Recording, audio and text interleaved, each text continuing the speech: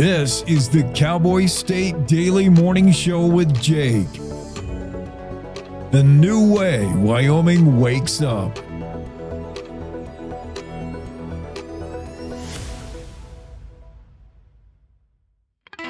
It's time to take a look at what's happening around Wyoming. From the Cowboy State Daily Newsroom, I'm Wendy Kaur. ICE officers arrested multiple foreign nationals in a coordinated early morning operation across western Wyoming last week. They also discussed what they may do with a massive funding increase. Cowboy State Daily's Claire McFarland rode along with ICE units as they executed targeted arrests in Teton County, which she noted is much different than any other part of Wyoming. They only visit Teton County for targeted operations like this a couple times a year. A couple times a week, they go and pick up detainees from the jail, people who have been incarcerated for things like DUI, and then their fingerprints reveal illegal status. But for targeted operations like this, much rarer, and it's much different than operating in any other part of Wyoming because by and large, Teton County residents do not want them there. There's a sophisticated network where community members alert each other that they're there. ICE officers noted that they could use the increase in funding to build more ICE offices in Wyoming, even in Teton County. State Representative Mike Yin said a satellite office in Teton County would likely make the officers, quote, pariahs of the community. The finishing touches are being put on the University of Wyoming's new $289 million dormitories and dining hall. When UW students return this fall, they'll be greeted by the Gothic-style sandstone buildings. Cowboy State Daily's Dale Killingbeck got an inside look at the new buildings, which were based on the university's older structures and their Gothic style that originated in the 1880s. Students that have been on campus know all about it, but the freshmen will get to see this imposing but really cool-looking structure with the sandstone on the outside. And what I was told by the officials there is that, they've been building buildings to last 100 years now for the past maybe 5-8 years. Their projects have all been this sandstone, and they're trying to go back to the original look of the campus. The new buildings also offer something none of the students' old dorms could: air conditioning. Well, anyone who's heard about the giant tree roots under Devil's Tower, hundreds of cobras let loose on I-25, or a woolly mammoth calf exposed by the explosion of Black Diamond Pool can thank Casper Planet. These stories and more have attracted international attention, as such stories should if they were true. Cowboy State Daily's Andrew Rossi spoke with Casper Planet founder Justin Hathaway, an oil field worker whose satirical page continues to outrage and fool people, which only fuels his desire to keep it going. The thing that I think a lot of people find interesting is that there's really nothing in it for him. He doesn't make any money off of it. It's not a paid position. He gets a lot of hate on the internet because he posts these satirical stories that people don't think critically about even for a moment. They just go off about these sort of things. But that's also what kind of keeps him going. It's a labor of love and it's a labor of laughter. He enjoys it because it's a fun thing to do, and he enjoys seeing people's responses. And he has no plans to stop, and his ideas are limitless as far as he's concerned. He's got a long list that he hasn't touched yet. It often doesn't matter if Hathaway labels the stories as satire or how ridiculous the headlines are. There are people who still believe. He said people just need to read a little bit. I'll be back with more news right after this. The Wyoming way of life. There's nothing like it. And no financial partner like your local cooperative credit union to help you live life the way you want to. We help you save for a brighter future. Borrow for your dream home. Start your small business. We've got your finances, and you've got plans. So go ahead, pitch a tent. Head for the rodeo. Reel in a big trout. Fire up the smoker. Wyoming's credit unions are here to stay and here for you. Well, after a decade-long hiatus, a 29-mile section of the Mormon Trail through Wyoming was recently fully reopened. That means members of the Church of Jesus Christ of Latter-day Saints can make the trek their ancestors did in the 1800s. Cowboy State Daily's Mark Hines says modern LDS members use the trek to reflect on the challenges their ancestors faced as they load up hand carts and push them while dressed in period clothing. For about a decade, it wasn't necessarily closed. It just wasn't getting used that much because I gather there might have been some issues with some of the jurisdiction there, as well as 5 years ago, we had the COVID pandemic and the church kind of wanted folks to stay safe and stay away from big crowds. That entire 29-mile stretch is fully open again, and we have people recreating the steps of their LDS forebears along this section. So from a religious or a spiritual perspective, it's very profound for members of the Latter-day Saints Church. According According to church members, the trek isn't only for them, but anyone who would like to appreciate beautiful Wyoming scenery and experience pioneer history. And that's today's news. Get your free digital subscription to Wyoming's only statewide newspaper by clicking on the daily newsletter button at cowboystatedaily.com. I'm Wendy Core for Cowboy State Daily. The climate that we're operating under has everyone on the defensive. You see a person and you automatically put them in a box and say, well, this is what this person should be like. All of this ostracizing people, what are we afraid of? We're called to love one another. It can't be, I reject you as a person. This country's been through so much. Its people has been through so much. Why can't we fix this? Do we have issues we have to deal with? Yes, we do. But we're not going to be able to deal with them if we're fighting and yelling at each other and not listening. Yeah, she has an accent. Oh, God, she dressed funny. But we're talking the same thing. Mm-hmm. We're all concerned about our children, concerned about the world we live in. A lot of people wouldn't even think we should be here talking to each other, but I'm sorry, I disagree.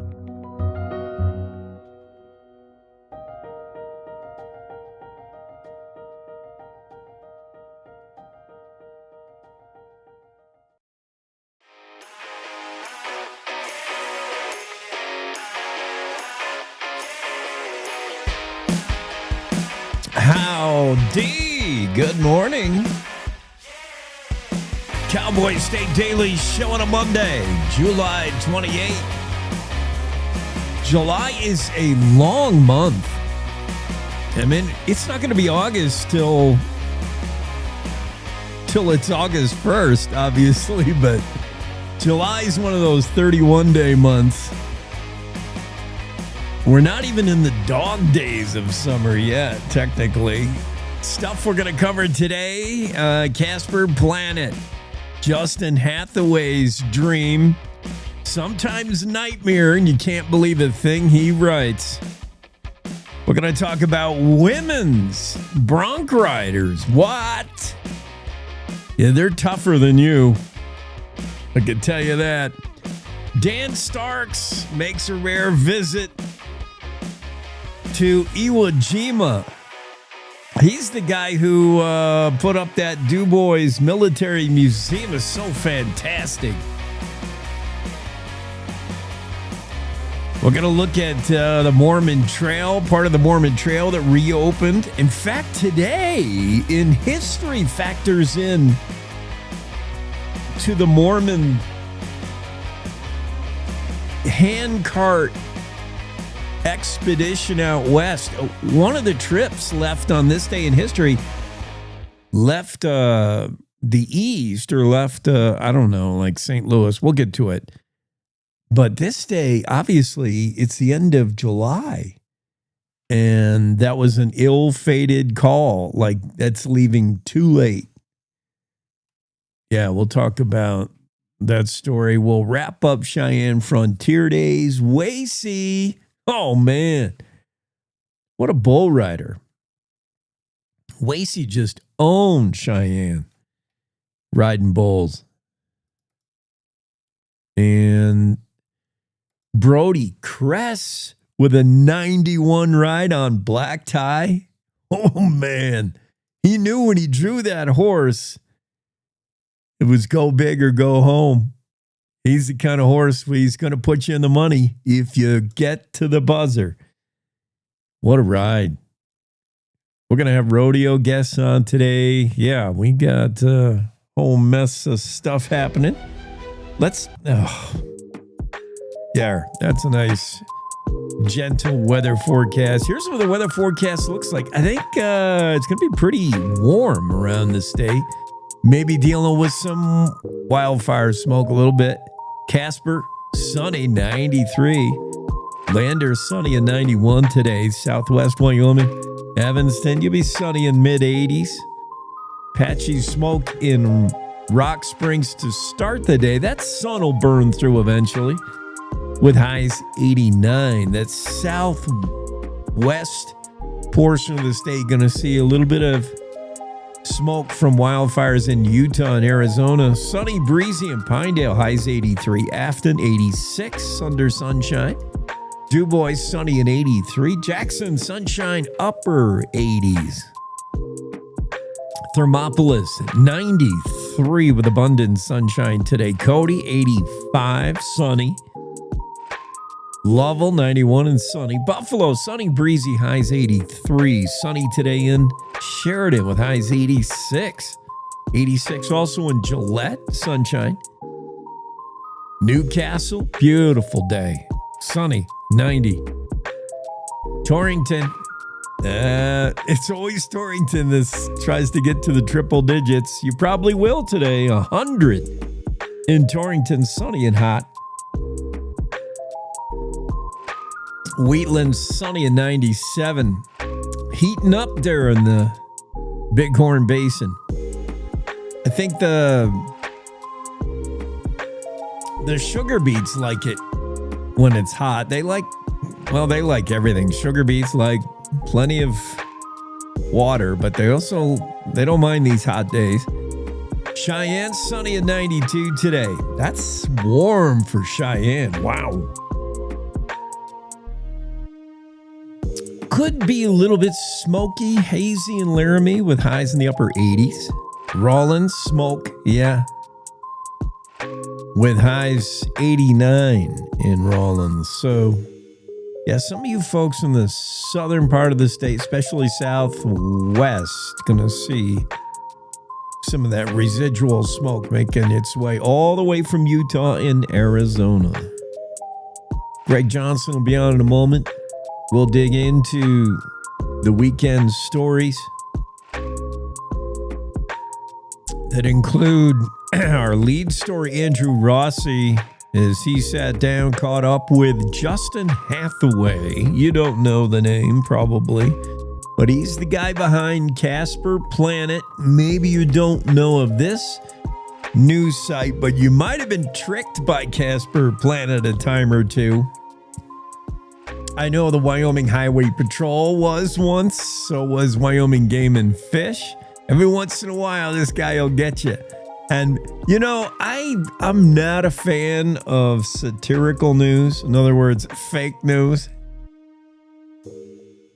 I'm not a fan of April Fool's Day when regular news outlets, conventional news outlets do April Fool's stories. I don't like the fake news. I know it's all in the name of fun and laughter, and we should all lighten up a little bit. I get that. But I don't like it. It contributes to what is already a problem in the U.S. and Wyoming and everywhere. The fact that people don't engage their brains, especially when they're reading. People for the most part, I say people, that means you, me, everybody, almost everybody. Come on. When we read stuff, I mean, our eyes scan the words and it kind of goes into the brain, but not really. There's a lack of engagement there from reading. And we just read kind of with the same way some people hear. You sort of hear with one ear, like, you mishear stuff all the time. You misread stuff a lot. Many of us do today. And I don't think it was that way in the olden days. I think people actually read and digested what they read, understood what they read, formed an opinion about what they read. Now, the order of stuff, it used to be you read something, you read it carefully, you understood it, and then you formed an opinion about it. Today, it's I scanned a couple of sentences and formed my opinion. Done. And your opinion's ready to go right away. Did you understand what you read? Well, pretty much. Yeah, I got it. People don't read carefully, and they don't read very much. We've seen this. I've seen this as a journalist for Cowboy State Daily and 3 or 4 outfits before that. People will scan the headline. That might be as far as they go. They read the subhead maybe, and that might be as far as they get. And maybe the first paragraph, if you're a real avid reader, if you're a gung-ho reading kind of reader, you might read the first paragraph of a news story. Well, that leads to welcome Justin Hathaway, who, again, I don't like satirical news sites like The Onion, like Casper Planet, but that's what Justin Hathaway does. He runs Casper Planet, and if you read it, you would read a news story that teeters on the edge of unbelievable, most of his news. And when you read it, you're like, that is crazy. That's unbelievable. That's almost too crazy to be true. Well, it is 100% of the time. 100%. It's not true. How about his story about giant tree roots underneath Devil's Tower? I read that one. And a lot of people read that one and were tricked by it. He talked about ground penetrating radar or something. What did he call it? I mean, he made it up. This is how you know, like everything if he has quotes from people in a story, they're made up people and they're made up quotes. The one I wrote, Justin says, the one I wrote about Devil's Tower had a fictitious government agency. Here's one way, if you wouldn't get duped if you were an informed reader, but there just are no informed readers for the most part. People read with just one eye open. They just read quickly and they don't engage. He wrote this one about Devil's Tower, claiming that there were tree roots under it. That Devil's Tower was once an actual, the whole thing was a tree, was that big.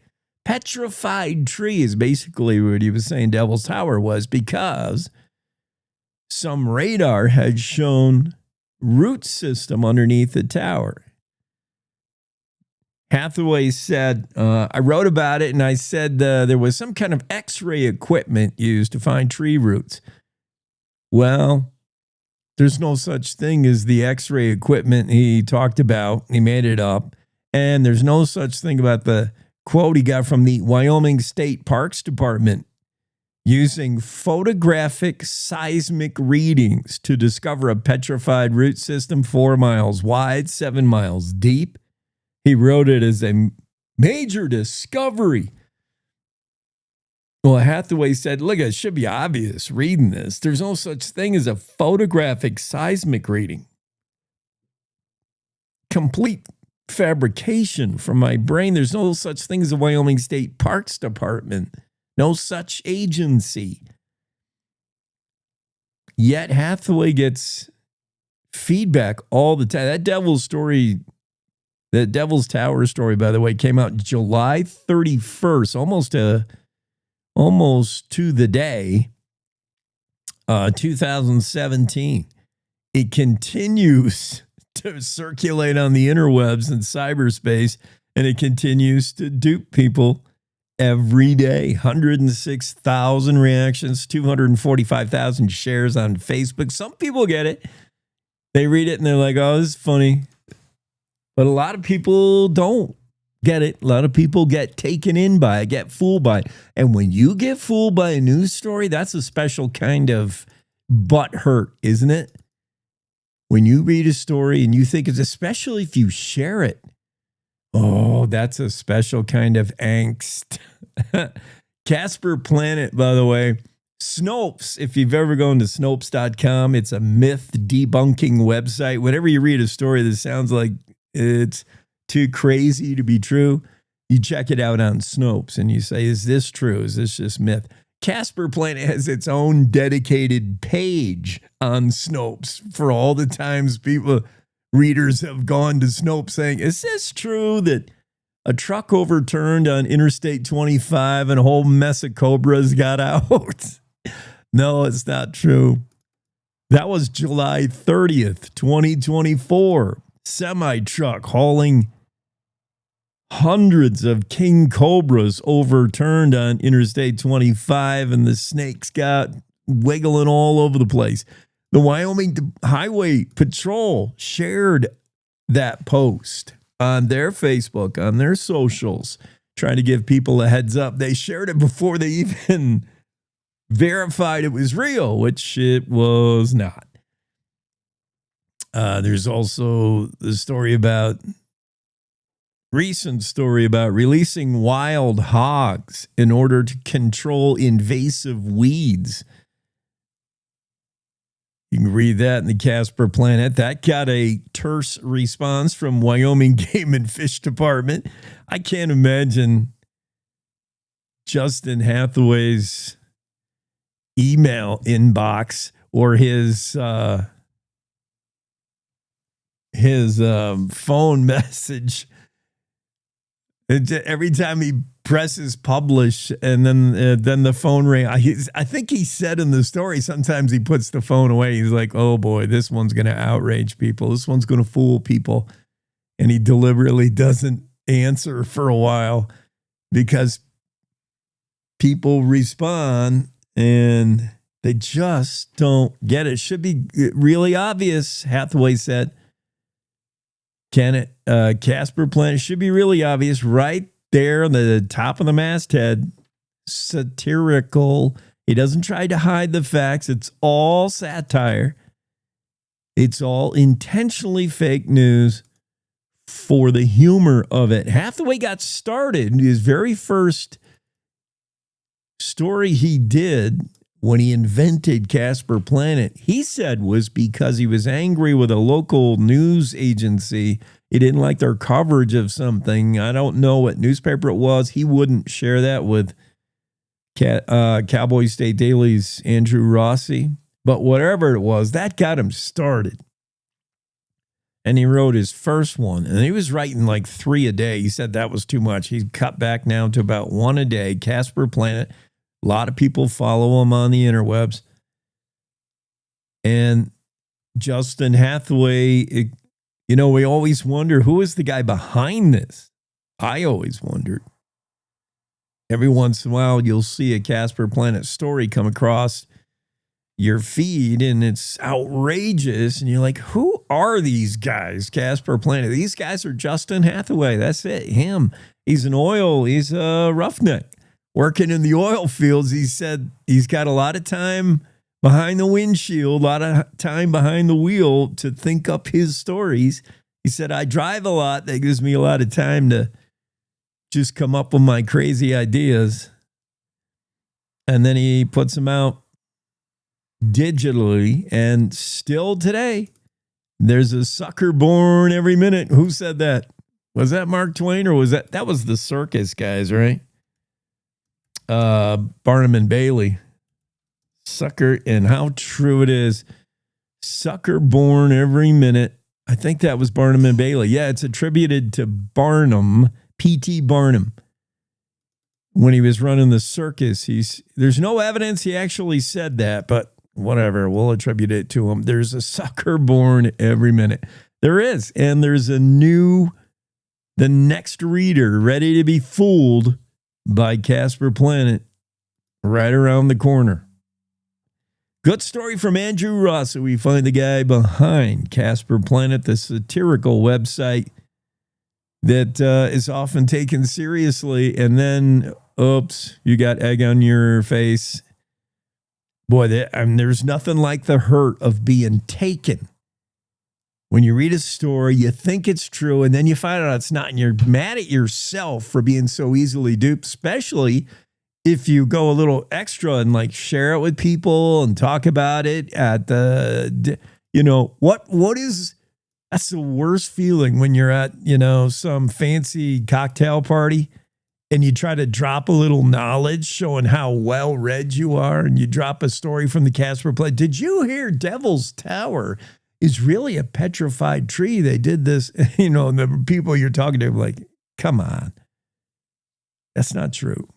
And then you're like, oh yeah, they did research. They did the seismic photographology. and then pretty much, and then you're boxed into a corner where it says That's the worst feeling. And that's why Justin Hathaway sometimes gets angry phone calls. We're going to take a break. Greg Johnson coming up on the Cowboy State Daily Show with Jake. Wyoming is a big state. There's so much ground to cover, so many stories to tell. But the Cowboy State Daily News team is up to the challenge. I'm Wendy Core, host of Cowboy State Daily Video News. Whether it's politics in Cheyenne, energy issues in the Powder River Basin, or grizzlies in Yellowstone, our talented crew of experienced journalists are out there finding and telling the stories that matter. What's the best restaurant in DuBois? Renee Jean checks it out. What's the most recent Supreme Court decision mean to our everyday lives? Claire McFarland explains. How is the upcoming elk hunting season shaping up? Mark Hines lets us know. Every day, I talk to the reporters who are covering the topics, issues, and people that are important to Wyomingites, and in our daily newscast, I bring you those stories. Tune into the Cowboy State Daily Video Newscast every morning, only on CowboyStateDaily.com. This is the Cowboy State Daily Radio Network. Hi. I'm your retirement fear. But don't be scared. You're still in pre-retirement. Does that mean I have more time to plan? Precisely. Here, this is pretirement.org. Retirement savings options? Potential tax breaks. Move. This isn't scary. I'm doing it. You got this. Visit thisispretirement.org for free resources to help you customize your action plan.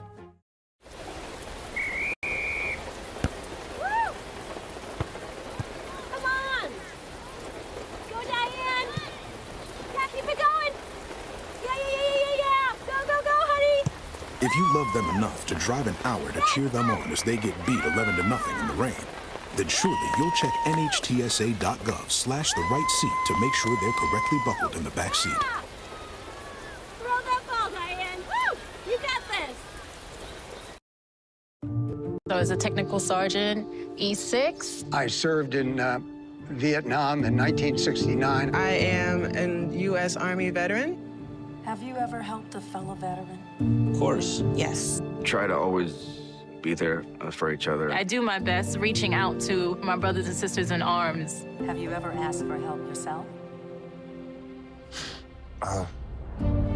It's always tough, right? I can't say that I have. I mean, If you don't have someone to kind of help you guide those thoughts, it can be really bad. eventually, you just can't deal with it on your own. I guess it's a part of the military too, right? Service before self. It was drilled in, service before self. And you start to question, maybe people would be better off without me, When you realize that you're not alone, once you take that first step, there's so much support.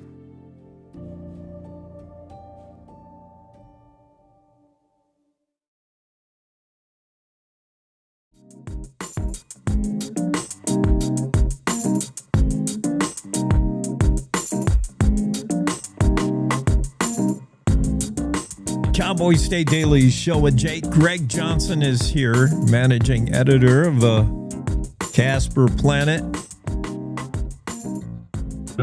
Nope, that's fake news. That's fake news. I'm testing people because I do get frustrated, and I'm sure you do too, when people don't read. I think we used to read much better in the olden days. We read with discernment, we read with understanding, and then we formed our opinion. Today we just scan real quick and have our opinion ready to go. And for the most part, yeah. A lot of people, they just look at a headline and assume they know everything in the story. But that's how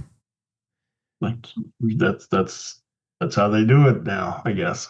It's frustrating when you're in the biz and you're the one who put the time in to write the story, and you're Greg Johnson who took the time to edit the story and get it right. And then people, even if your story's real, like we're talking about conventional, regular old news, and people just don't read carefully, and they're just quick to already, same with a conversation. If you get a face-to-face conversation, people are not necessarily listening to you. They're forming their comeback. They're forming what they're going to say next. Like, take the time to actually read something. So Justin Hathaway's been fooling people with his Casper Planet. Yeah. And well, I mean, I don't. Yeah, he's been fooling some people. they shouldn't be fooled. no, no. Should be Well, they obvious. are. It's yeah, it goes out of its way to tell people that it's satire, it's fake, but no matter how much you say it, there are people who will believe it. yeah. I mean, just people, man. People. So the story about who had the story about ICE making rounds in Teton County again? Claire. Claire was with them. Oh yeah, really? Was Claire over here? And yeah, she was with them. Oh, I wish she would have gotten. I was too busy. I probably wouldn't even. Well, she was pretty busy too. Yeah. Yes, Claire talked about some ICE You were roundups. too busy hiding, so. Me? No. No. But I did, a lawyer here in Jackson, Elizabeth Trefonas, good lawyer.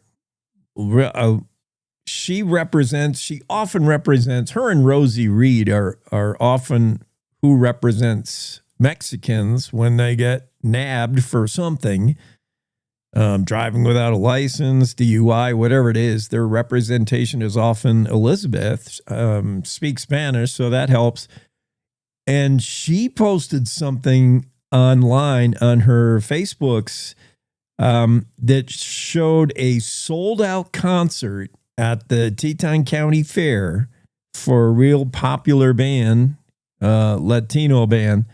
And no one was there. Sold out. Like the tickets were sold out, but for the fear of ICE in town at that time, nobody showed. It was like 30%. 30% of the community is of Mexican or Spanish origins in Jackson. It's primarily the workforce, the backbone of Jackson Hole and the tourism industry. And this concert she just pans the whole place. And it's this band playing to an empty fairgrounds because everybody's afraid if they go, ICE is there and they will never get home.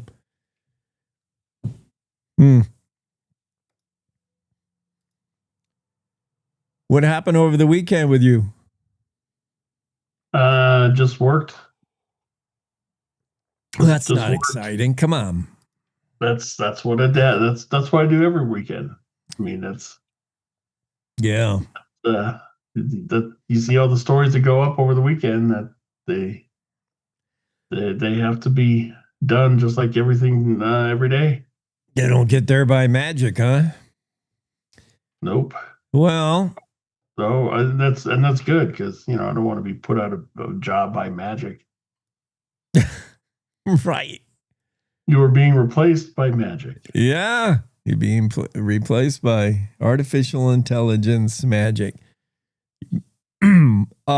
Models might be getting replaced by AI, like supermodels, like fashion models. Vogue just for the first time broke through the fourth wall, or I don't even know what I'm saying, but they covered new ground. They featured a model on the cover of Vogue and they, bill it as newest supermodel, just some, hot looking blonde wearing different clothes. And here's the catch. She's not real at all. AI fabrication. It's crazy. Like, I think that's okay for the fashion. I mean, especially the high-end fashion industry. Yeah. You go to those, you see those shows and they're walking down the runway and they're wearing, like a giant paper bag with a sombrero. And I mean, just the most ridiculous stuff. Yeah. Real people don't want to wear that anyway, Jake. So I think it's fine to have to just put it on an AI person because Right. then a real person isn't wearing whatever that amazing creation is out of safety pins or whatever, you know. I'm totally following you. Yep.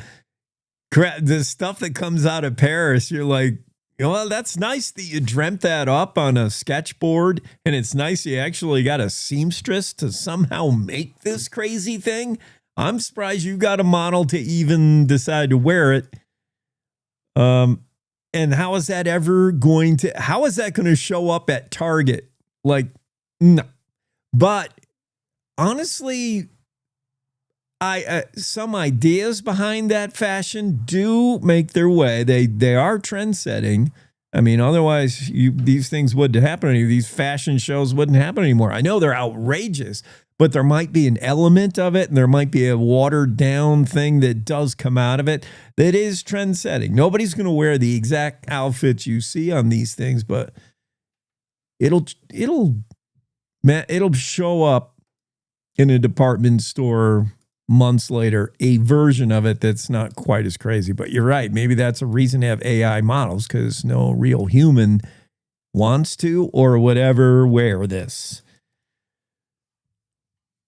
Might cut down on all the catty fights behind the thing too. Whenever you watch a documentary or a series about how the models fight over stuff backstage. But maybe we'll see a reduction in the rate of anorexia and stuff too. Well, yes, that does come into play. There are some people criticizing. They're taking models' jobs. Yes. You bring up yet another interesting point. If we're going to use artificial intelligence, if we're going to use fake people to be the models, now presumably that could be a game changer. Yet the criticism for this story for Vogue is they still use a model that's got unattainable features. It isn't enough that humans can, human women looking to be the next supermodel starve themselves to look like Barbie and then get plastic surgery to look like a Barbie. Now with AI, sky's the limit in your imagination. You can make any kind of woman you want. You can make her even more Barbie, bigger breasts, skinnier waist. Like, you can go crazy, and I guess that's what they're doing. Although they say this one is normal looking, but yeah, you would never know the difference if you pick up a copy of Vogue and say, whoa, who's this latest supermodel? You'd be fooled. Speaking of Casper Planet, you'd be tricked. Maybe, but I mean, it's not news. It's not like it's fashion. So they do that all the time. I mean, in advertising, maybe they don't use AI, but they put some fake family, at the dinner table. Yeah. Doing stuff, and it's not AI doing it, but they're still fabricating the scene. Yeah. That whole advertising world, fashion, yeah, nothing's believable. It's all fake. Yeah. You know who's not fake? Women. I'd like to see them come up with an AI woman bronc rider. Somebody like Tup Forge. Boy, she's tough. They're all tough. Zach was hanging out with some chicks at the Cheyenne Frontier Days, and one tougher than the next. These are rough stock riders, women riding. It's been a long time. 1929, Bonnie McCarroll was killed at the Pendleton Roundup riding a bronc, and yeah, you remember like it was yesterday. Ever since then, women have been disinvited to take part in some of rodeo's more dangerous sports. You just couldn't find a rodeo that would have females riding rough stock. It just not after that death until recently, and now it's really popular again. Women getting on bad horses, and bull riding as well. Bronc and bull riders, women. And yeah, they're tough. Zachary caught up with a couple, 3 of them. Fun story. And way to go, top Australian cowgirl. Yep. Totally. Hey, did you see this thing out of India? I suspect that this is not true, but it's being reported by real news agencies. Fake news? That reportedly a 1-year-old in India, the cobra curled around its hand, and that the 1-year-old bit it to death. I don't know if a 1-year-old has enough of a teeth to do that, but that kid is now going to grow up a legend in India. Oh, so this is like man bites dog story. You're saying the kid bit the cobra. Oh. How about that? After biting the snake, I guess the kid bit the snake, but still got sick. Yeah, I'm not surprised. I believe this story. If we play truth or fiction, I tend to, because stuff that comes out of India's got like a jillion people in it. And there's a million stories coming out of all kinds of weird stuff comes out of India. India was once a great source of carnival people, like the man with 2 heads. You know, if you had some traveling carny back in the 1800s, you just find like all people from India. There's just, whenever you got jillions of people, the numbers just would tell you that there's going to be all kinds of wacky stories. Yeah, India's like the Florida of the world. Crazy stories out of India, I totally believe them. Kid bites cobra. I'm going to share that one all day, and then I'm going to look like a fool when somebody says, like the Florida of the rest of the world. Somebody will Snopes it, and they'll say, "You dummy! How could you believe that?" How are your Yankees doing? I'd rather not talk about it. We got one of your Rockies, the third baseman. Yeah, see, that was. You were right. That was the thing. That was what was missing for you guys was Rockies. You called that trade. I've seen all kinds of rumors how we were going to get Suarez, the third baseman, how we were going to get this guy, that guy, Dylan Cease.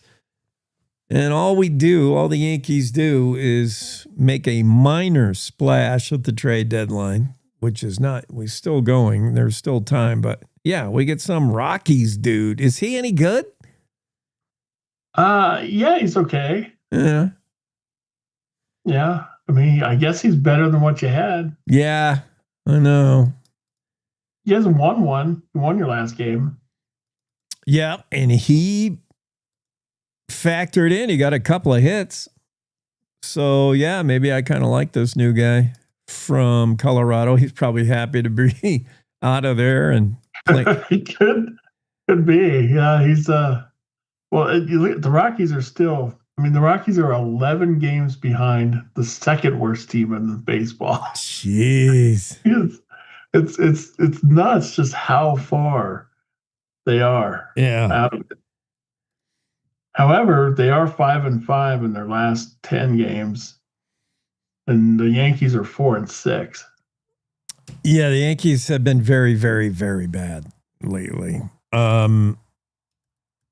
Who is this guy we're talking about so we can give him a name? Ryan McMahon, the Yankee and new third base. How fast do you think he cleared out his locker in Colorado once they told him, gave him news he was traded? I don't know. Maybe after the first day, he just kept everything packed. He's like just out of suitcases the whole time. That guy's been ready to roll for a while now. Once they told him you'd been traded to the Yankees. The first team in history where everybody's requesting to get sent back down. Can you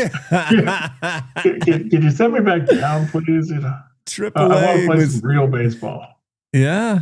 That's the sad truth. Ryan McMahon couldn't get to the Bronx fast enough. Someone gets sent down, everybody else is, hey, congratulations, dude. Yeah. You made it. You got the big call. You're going to the show. Yeah, you're leaving the show. You got the call. I'm so happy for you that you're going back down to AA ball. For all the other teams, it's the show. For the Rockies, it's the something show. Yeah, it's the Starts no. with S. Although people do come and watch you. I mean, the stadium still They do. puts... They must have like dollar beers or something. Yeah.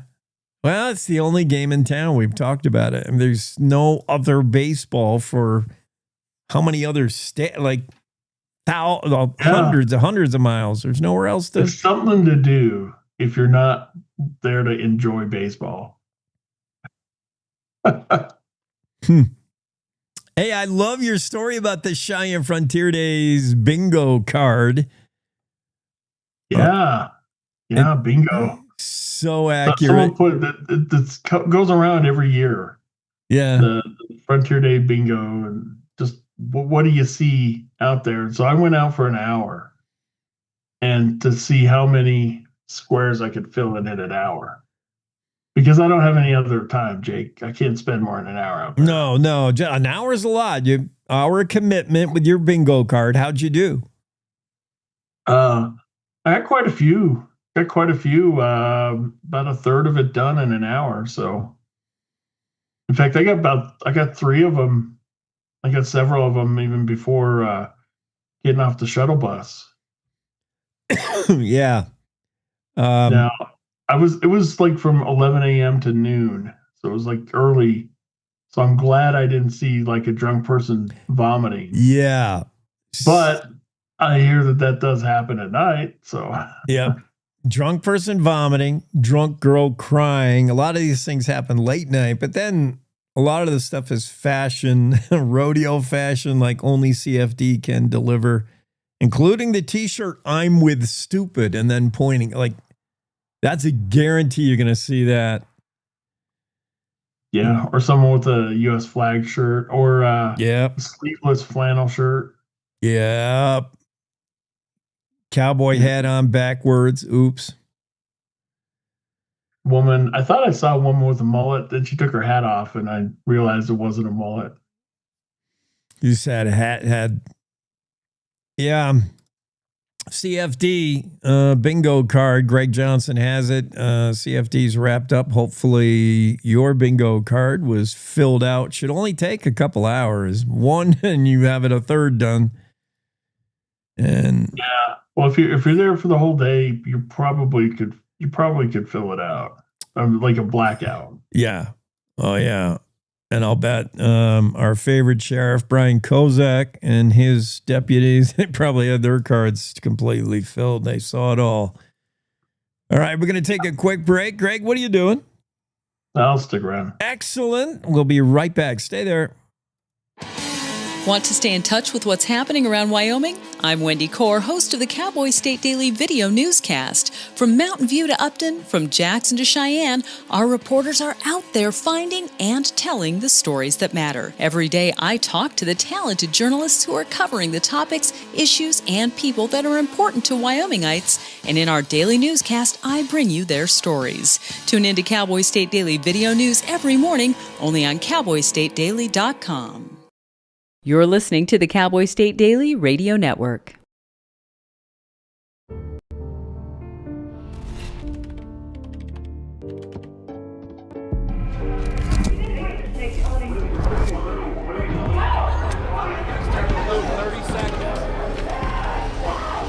I'm an ex-drug dealer, and I'll be your sub today.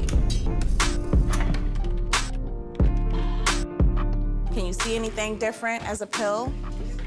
No. You don't know? Fentanyl is being mixed into everything now. There's only one thing that will save somebody's life. That is naloxone nasal spray. Fentanyl, it's cheap, it's potent, and it's profitable. Why would drug dealers put a lethal dose of fentanyl in drugs if they know it's so harmful? Really just all about the money. I just didn't realize that one pill could change your whole life. More kids should know.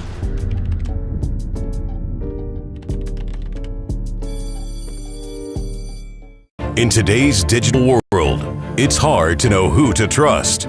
Your local TV and radio stations bring you the facts. Misinformation and deep fakes flood social media, but broadcasters deliver verified and accurate news. For news, emergency updates, sports, and entertainment, turn to your local stations. Text TV to 52886 and urge Congress to support the vital local journalism broadcasters provide. Did you hear? Todd's in the hospital. Who's Todd? He got a collapsed lung from vaping. He thought it was cool. Not cool. Promise you won't vape, Emma. It can lead to a lifelong addiction, and we can't be friends if your lungs collapse.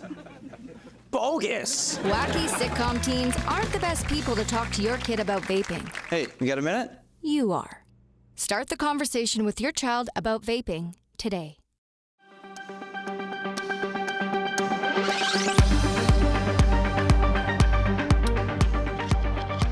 Over the weekend, Denver International Airport, that plane never made it off the ground. A tire blew out, I would imagine. People heard a loud boom. It was going to take off.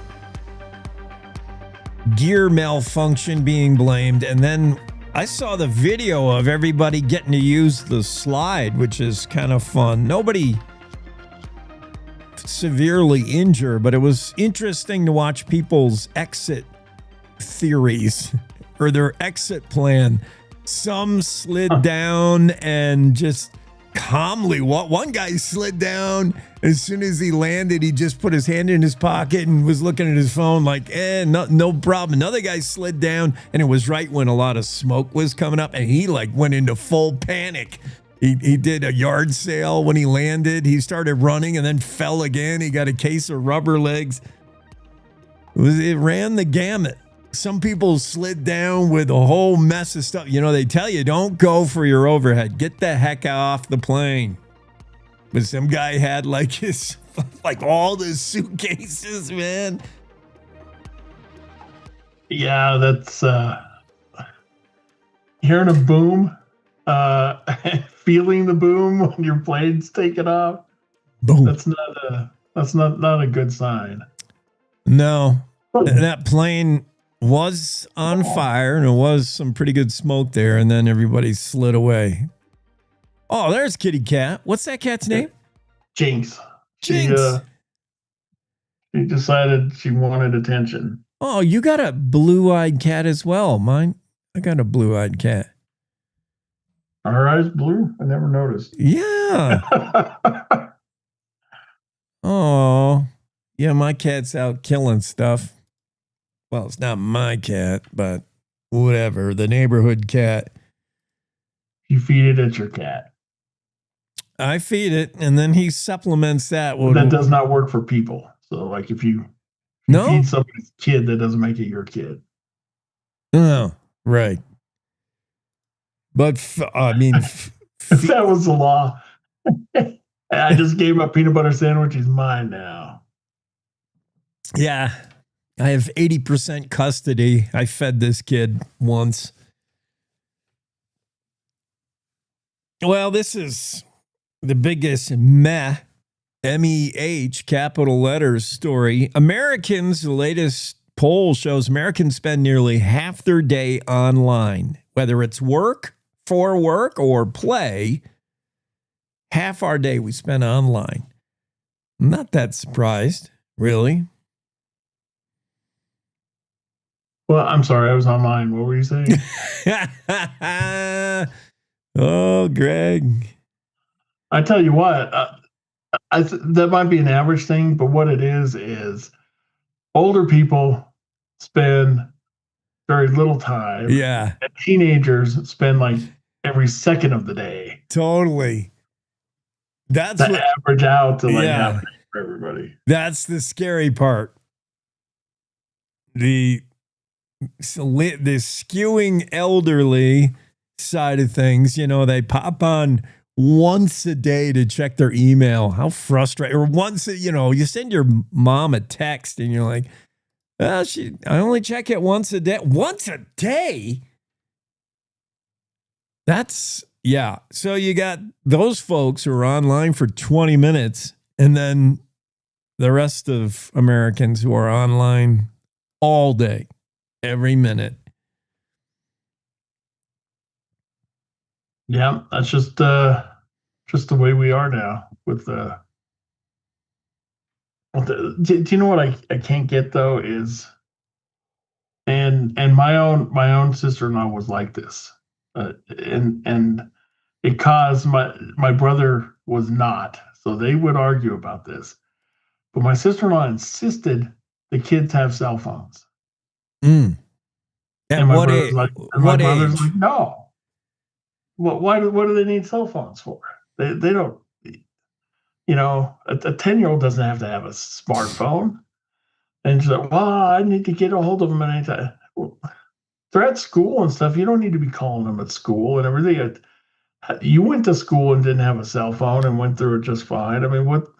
Yeah. And I'm fine with these policies where the schools where the kids show up and they have to put their cell phones in those locking bags so they can't do anything with them. Yeah. Yeah. How much are parents like interfering with education and stuff by, well, let me text them and see if they want this for dinner tonight. I mean, all kinds of crap they don't need to be texted, but they think, oh, I got to be in touch with them every second. Yeah. And yesteryear's parents didn't think that way, but we're getting to the point now where people who grew up with a screen and a phone and a cell phone, mobile phone, see less and less problems with having one at a young age for their kids. Like the generation that didn't grow up with them, that kicking and screaming, they allowed their kid to have a phone when he was like maybe 14. Now those kids that grew up on a phone are now parents, and they see no problem. In fact, they often say those things like it's a necessity. In an event of an emergency, I need to be able to get a hold of my kid. And I'm like, it's not worth all the problems it's going to have. Your 8-year-old's got a phone. Yeah, have fun with that. That's not good. What age would you give a kid a phone?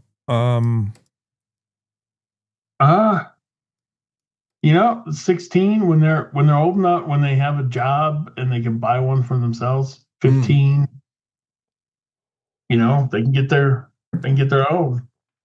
Well, I don't. Now, if you want them to have some kind of an emergency thing, I'm fine with like giving them like, one of those little throwaway flip phones or something that they can, they can send you a text with, they can call you with, but they don't need to have access to the games and apps and everything 24/7. Yeah. See, kids would hate me. They would. Yeah. Yeah, you'd be a little OG with that. I'm fine with having some of those at home. Like if you have a couple of tablets for the family and stuff and they use them and they're, you can, but just not 24/7 with their own phones. Just yeah, I agree. In theory, I totally agree. And there's no reason to give a teenager a smartphone. But the reality is, man, when they hit middle school, age 13, 14, everyone has one. They're all, and you're left out of the conversation if you haven't seen the latest TikTok video and if you don't have a phone. It's really isolating, and it's tough for kids at that age, 14-ish, when they're trying to fit in, and you don't fit in if you don't have a phone. And the pressure to get one has got to be tremendous for the kid. It's life or death. And mom and dad probably get sick of hearing about it. And so the kid gets a phone at, I would say 14. Or the mom and dad cannot be so lazy and like keep their kids involved in stuff. Yeah. Doing things, we were just sitting around having nothing to do the whole time, but watch TikTok on their phone. Well, then that's kind of on the parents. Yeah. And the smart screen's used as a babysitter. We've seen that. I know, I get it, but we were doing stuff. I like that. That's going to be the quote of the day. Greg says, there's no need for a phone. Go back to the time when we was doing stuff. Greg's got to go do stuff right now. So do I. Do stuff, but don't do that stuff. All right. Have a great Monday doing stuff, Greg. All right, I'll see you. Cowboy State Daily show continues after the top of the hour news break.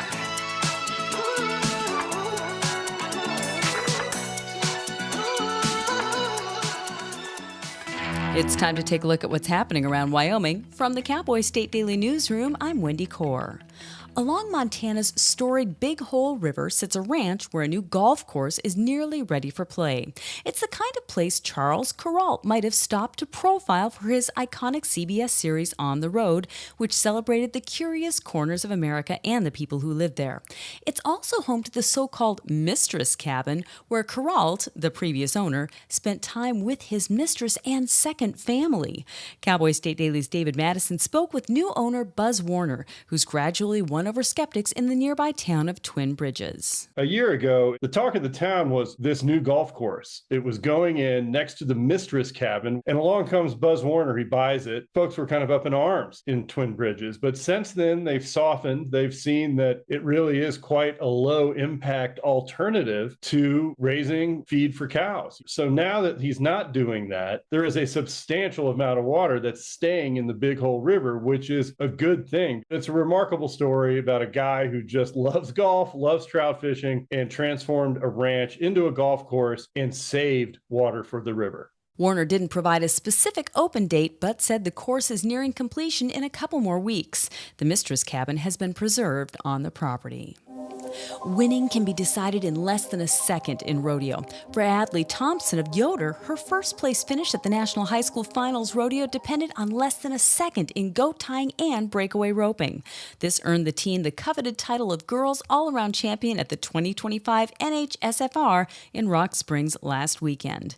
Cowboy State Daily's Jackie Dorothy spoke with Thompson, who said she devotes her time to practicing from early morning until dark. Adley Thompson says rodeo is all about winning, and the way to win is hard work. She said it was her family, her faith, and a lot of coaches in her corner. And what she does to practice is a lot of goat tying and a lot of times with her colts. And Salty, the horse that she rode to the championship, is one that she actually even trained herself. Thompson said this is just the beginning of her rodeo career as she plans to go pro in the future. The 1945 Battle of Iwo Jima marks its 80th anniversary this year. The battle and its place in World War II history were highlighted by Wyoming's National Museum of Military Vehicles this month. Cowboy State Daily's Renee Jean says Dan Starks, the museum owner, is among a small number of Americans who visited the island, which is only open one day a year for a reunion of honor ceremony. It's kind of a commemoration of that battle for everyone who died there, both Japanese and American. Over the years, of course, we're losing all of our World War II veterans. And so those flights have become open to people who had family members who were there. And Dan Starks, that's how he came to be on that flight. His father is among those who stood on Iwo Jima's soil during World War II. Starks retraced his father's steps and reflected on what it was like to be on Iwo Jima. The battle over the tiny volcanic island was one of World War II's bloodiest fights. I'll be back with more news right after this. The Wyoming way of life. There's nothing like it. And no financial partner like your local cooperative credit union to help you live life the way you want to. We help you save for a brighter future, borrow for your dream home, start your small business. We've got your finances, and you've got plans, so go ahead, pitch a tent, head for the rodeo, reel in a big trout, fire up the smoker. Wyoming's credit unions are here to stay and here for you. Well, what do locals do at Cheyenne Frontier Days? Well, play CFD bingo, of course. It's a popular annual pastime for locals that watch tens of thousands of out-of-staters flock to the daddy of them all each year. Cowboy State Daily's Greg Johnson headed out to Cheyenne Frontier Days to see how many bingo squares he could mark off. Before the shuttle bus dropped him off, he spotted things like shorts with cowboy boots, a neck tattoo, and both a man and woman with a mullet. I spent an hour at Frontier Days on the Midway to see how many of these boxes I could check off in an hour. The one I saw by far the most was shorts with cowboy boots. Didn't see a fight, although I wasn't there late at night. I did run into a couple people who didn't find it very funny. They thought it was making fun of Cheyenne and everything. But for the most part, most people, especially the locals, all liked it. Cheyenne residents also play another unofficial game, Spot the Out-of-Stater, which most locals say is very easy to do. And that's today's news. Get your free digital subscription to Wyoming's only statewide newspaper by clicking on the daily newsletter button at cowboystatedaily.com. I'm Wendy Core for Cowboy State Daily. The challenges our planet's animals are facing sometimes feel a bit heavy. The animals haven't eaten in a day, 2 days, they haven't drank anything, they're cold, they're dehydrated. As soon as we started our descent, everywhere I could see was mud, just absolutely mud. The country has been in prolonged drought for so long, there's like a tinderbox waiting to go up. Okay, very heavy. Each of us wants to be part of the solution, and we can be. Remember that there's good happening right now. At home. All right, we were able to get into your unit, and we have all 4 of your cats. So, okay. And around the world. For any animal in any disaster. So let's focus on that, right? Be part of the solution, one rescue at a time. Search ifa.org/disaster ready.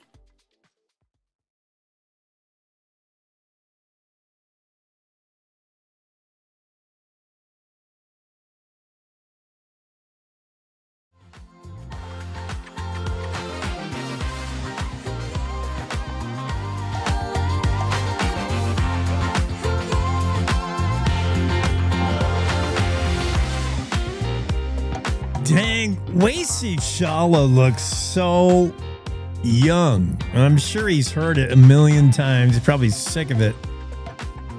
The number one bull rider in the country, the number one bull rider maybe in the world, is all of 19 years old, but Wasey could pass for 12. I mean, he looks really young. It's a young man's sport, riding a bull anyway. I mean, you got to have the sense of some young person to get on a bull, number one. Anybody over the age of, I don't know, fill in the blank, has got the good sense not even to ease himself down on a bull ever. Nope. I don't have the health insurance for that. Not interested. So you got to be a certain kind of young to even get your head in the game. And then you got to be a different kind of young to take the beating night after night and keep getting up and keep paying to do it again. This is the only sport, where you got to pay to play. All the other sports, these multi-million dollar athletes, these kids out of college that are drafted into, let's say, football, and they're putting off signing their rookie contract because there's not enough money, not a big enough signing bonus, not a long enough contract, or it's too long of a contract. The numbers aren't right according to their agent, so you got first round draft choices hemming and hawing over signing a contract to get paid to play their sport. Must be nice. In rodeo, you pay to play in your sport. Now, you may get a payday. They may give you a big fat check when you're done. But you are the one who has to bet on yourself in rodeo. That's what makes it such a unique sport. And it's that way at every rodeo, whether it's Cheyenne Frontier Days or the Dinky County Fair Rodeo. You got to pay entry fees with the hopes of winning. Otherwise, your money just goes to pay whoever won. Wasey Shala, 19-year-old, won the bull riding, all around bull riding at Cheyenne Frontier Days. Stetson Wright, he and Stetson Wright were like neck and neck, and they will be all year. Two of the top bull riders. But Wasey, man, some of his rides, just nuts. Read the story in the Cowboy State Daily. Zachary Sontag, who was hanging out at Cheyenne Frontier Days. Must be nice. Good work if you can get it. Zach. Speaking of getting paid, Zach got paid to go to the rodeo. Hey, I'll take that. Every day, all day, every day, twice on Sunday. I'll do that. Rodeo. So he got to hang out with folks like number one bull rider, Wasey Shala, who won the whole smash. Read more about Wasey and Cheyenne Frontier Day bull rider. It's kind of a rodeo Monday here as CFD wrapped up. Brody Kress, congrats. He's the champion saddle bronc rider. Brody Kress he's a hometown boy out of Hillsdale, Wyoming. And he won it on a horse called Black Tie. This is a horse, the Black Tie, 91-point ride. And Brody Kress said he knew going in he couldn't believe his luck when he drew this horse. And this is another thing that's different about the rodeo mindset, the sport of rodeo. Not only do you have to pay to play, pay to be in it, but imagine you're Brody Kress and you're about to get on a bad bronc. And you come and you bring your money. You say, here's this amount of money and I want to ride a bad one. Who pays to ride? Who pays to get their body busted up? So Brody Kress says, I'm going to pay to get on a bad one. And then he's elated when he sees who he's drawn. For me, I'd be elated to find out I drew old granny dust for bones, some horse that tiptoed out of the chute. No, he was elated. Brody Kress said, when I saw the Black Tie next to my name, I thought, dang, couldn't draw it up any better. Dream finish. He knew if he made it to 8 on the Black Tie, it would be a special kind of a ride. He said that horse is 80s, 90s all day if you can stay on him. Brody Kress made a 91-point ride and took the saddle bronc riding competition. Yeah. Yeah, boy. Other stories out of Cheyenne Frontier Days. We were talking about the women bronc riders. Yeah, women ride bronc horses. And that's something pretty new. It's super popular now. Female rough stock riders riding bronc riders and bull riders. And for some 87 years, you didn't see women riding rough stock at Cheyenne Frontier Days or really kind of anywhere. And it dates back to the death of a Boise cowgirl, Bonnie McCarroll. This goes back to the Pendleton Roundup, 1929. The exclusion of female bronc riders, a prolonged reaction to the death of a Boise cowgirl, Bonnie McCarroll, in 1929. 87-year moratorium on women being allowed to get on broncs and bulls until just recently. And now you see a heightened popularity for women's rough stock. 9th year since women were allowed back in the rough stock, back behind the chutes. I mean, we've seen women in other events in rodeo. I mean, just to barrel race, you got to be pretty tough. You think you can stay on one of those horses, one of those rocket-powered equines? Goat tying, breakaway roping, team roping women, you got to be tough to be rodeo. But women have not been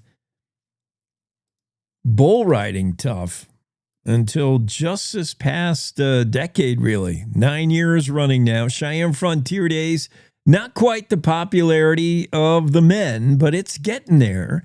And we get introduced to some of the stars similar to the WNBA. In the W, you know, a couple, 3 years ago, you couldn't name anybody playing basketball in the Women's National Basketball Association. Face it. You had to be a real hardcore fan. There weren't many people that could name even one player a couple, 3 years ago. Then comes Caitlin Clark and the Indiana Fever, and then suddenly women's basketball is starting in some places to outdraw men. And rightfully so. These women are amazing. So you're starting to see the similar thing coming to rodeo in the very early stages. You get rodeo stars like Tup Forge. You wouldn't know Tup from Adam or Eve, as it were. You wouldn't know Tup from Eve a couple years ago. But suddenly the 28-year-old Australian who works on a ranch in Australia, she's not like big time rodeo. She says, I just have to slip away on the weekends when I can because my parents expect me to be at the ranch working.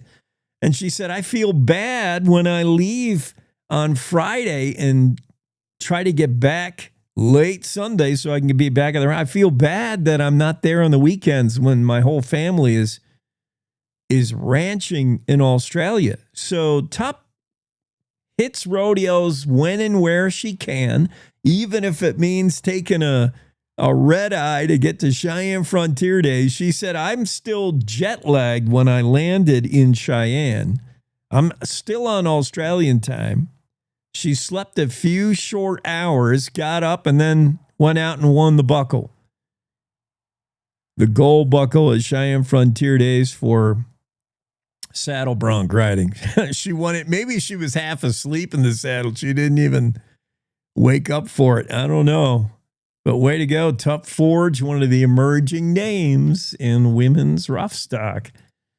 I'm going to take a quick break because I've got some guests coming up and I got Don Day for the weather. So let's break now. We'll be right back with more on the Cowboy State Daily Show with Jake. To the Teton Range, Cheyenne to Sheridan, Rawlins to Ralston. Cowboy State Daily Morning Show covers the state like no other radio show or podcast. We love Lovell. We're eager to share the stories of Story Will Crow About Crowheart and Yodel Over Yoder. Whether you make your home in Sweetwater, Chugwater, Powder River, or Green River, the Cowboy State Daily Morning Show will make you feel right at home. Jeffrey City, Atlantic City, we see you. Little America, Big Piney, you're on our radar. Howdy, Wapiti, Meeteetse, Shoshone, Ten Sleep, good morning, welcome, Torrington, Riverton, Wheatland, Lusk, Lingle, Lander, Timber, Casey, Kerwin, Moorcroft, Mountain View, Moose, Fort Bridger, Fort Laramie, Fort Washington, Hannah, Hudson, Hewlett, Dayton, Daniel, and DuBois. We are east of Weston, west of Midwest, north of Newcastle, and south of Sundance. Border to border, we love Wyoming and every one of its communities, bar none. This is the Cowboy State Daily Radio Network. When you hear the words nonprofit organization, what comes to mind? Is it a place your dog called home before finding you? Is it an organization that supports accessibility? Is it a place that ensures your safety and that of those you love? That protects endangered wildlife and habitats or fights for our most basic needs? It's impossible to show all the ways nonprofit organizations make a difference in our world. One animal, one person, one cause at a time, but it's not impossible to be part of it. When you give what you have to a nonprofit organization that needs what you can give, you help promote, protect, and strengthen the reach of these incredible organizations. The Nonprofit Alliance is here, helping connect people like you to the nonprofits that enrich your life, your community, and the world we share. Reach out to a nonprofit organization that inspires you today to find how you can help make the world a better place.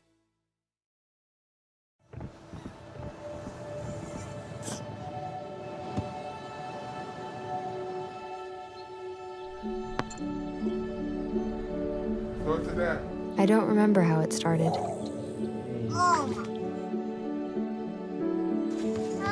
Our back and forth.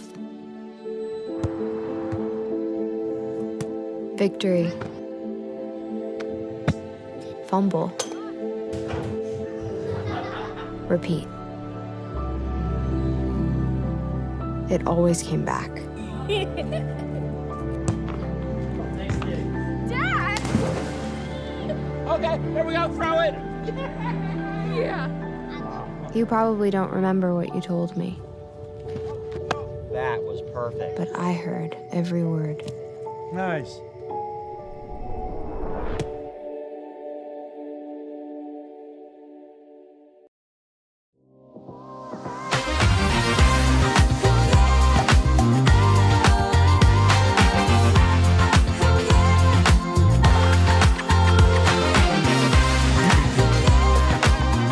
Cowboy State Daily Show, and it's a day weather forecast. Don Day's with us. Don, I saw a national news story. I'm not trying to make weather sensational again, but it did say there was some indications this would be a hellacious hurricane season coming up next month. Do you have any insight to that? Is there any reason to believe this would be one of those seasons where we get one hurricane after another? We'll run out of the alphabet before long? Well, three things. First of all, it's been a very quiet season so far. Very quiet. Yeah. Really hasn't been much. So we got through June and we're going to get through July with nothing really of any consequence. Traditionally, meaning climatologically speaking, we are going to go into the busiest months. Okay. So this is one of those things, like I go, duh. Of course, we're going to have more hurricanes in August and September and early October because that's when they peak. So yes, the odds of hurricane activity going up is there. And what we're seeing out when we look at water temperatures and conditions in both the Pacific and the Atlantic, it's going to get favorable for hurricane and tropical storm formation in August and September. Yes. Now, does that mean death and destruction? No, we just need to watch it. But we are definitely going to see an uptick in activity. Yeah, especially compared to what we've had so far, which is hardly anything. And that, hurricanes pretty much all driven by water temp. Oh, the temperatures of the ocean warming and cooling. No, that's only part of it. Yeah. A really warm ocean does not mean you're going to have a lot of hurricanes. You have to have other things. That's the way the weather is. It's not one thing. It's a collection of many things working together. And hurricanes is certainly one of those because you can have some really warm waters out in the Atlantic, but if you have the winds aloft that are too strong, a hurricane won't form. It sounds counterintuitive, but hurricanes need calm conditions in the atmosphere to come together. If you get a strong jet stream wind or some other things happen, they get torn apart fairly easily. But once they form, once they get organized, then it's Katie bar the door. And that's when you need to watch out. All right, we're down towards the end of July today, almost statewide. Don't see really any kind of severe weather. It's just kind of going to be a warm one, warm and sticky today. It felt a little humid to me yesterday. I felt humid. Yeah, we have that subtropical moisture coming up from the south. It's not as deep as it was last week. A couple of things to point out about today. There's a fair amount of smoke that's going to be drifting over parts of Wyoming today, especially in the central counties of the state. And we are going to be pretty warm to hot, but we do see temperatures peeling back a bit beginning tomorrow. In fact, for the middle to the end of the week, temperatures across Wyoming will be in some locations below average. And that coincides with another plume of monsoonal moisture. So we're going to see another pattern of afternoon and evening thunderstorms really statewide, especially Wednesday through Friday. All right. And one last thing, we've talked about this, but of course I forgot, which is good because I'll have to keep asking you the same questions for the listeners that missed it. But monsoonal moisture, which is a regular occurrence this time of year in Wyoming, feeling the influence of that, the moisture from out of the southwest. Is it more dramatic during La Nina and El Nino? Where are we? Are we in it? We're kind of in between them. But is this one of the years where we're seeing more of the monsoonal moisture effect or less? Yeah, more. More. Compared to the last 2 summers for sure. And yes, there is a connection between La Ninas and El Ninos. When the Pacific is cold in the tropics, especially off the coast of Mexico, that does influence the intensity of the monsoon. So does the Gulf of Mexico or America, whatever you want to call it. That influences it. And we happen to be in a situation this summer where those water temperatures in both those locations were much warmer than the last 2 summers. And there's a direct connection. It's backed up by a lot of research that those water temperatures there really drive how much of that moisture gets this far north. All right. Good forecasting. Don, have a great Monday. Bye-bye. Day weather forecast on the Cowboy State Daily. Don Day hits us live once every morning just so we can, make sure we're all on the same weather page. All right, we're going to go right back into the Zoom room and pick up some special guests. This is kind of a rodeo Monday. Cheyenne Frontier Days wrapped up. And, it's July in Wyoming, so that means rodeo. We're all about rodeo. Let's go live to the Irma. Where are you guys hanging out? At the Irma Hotel at Cody, Wyoming. Yeah. Well, I wish I was there. These, you're looking at most of the Pro Rodeo Hall of Fame, or a whole bunch of the Pro Rodeo Hall of Fame. We're going to talk about some legends, Cody Bill Smith. But first, I want to figure out who's who. As I see you guys, those of you on radio just have to picture it. As I see you left to right, black hat, straw, brown hat. Who do I got here so I know who's who? I'm Joe Marvel. Rick Smith. Clint Johnson.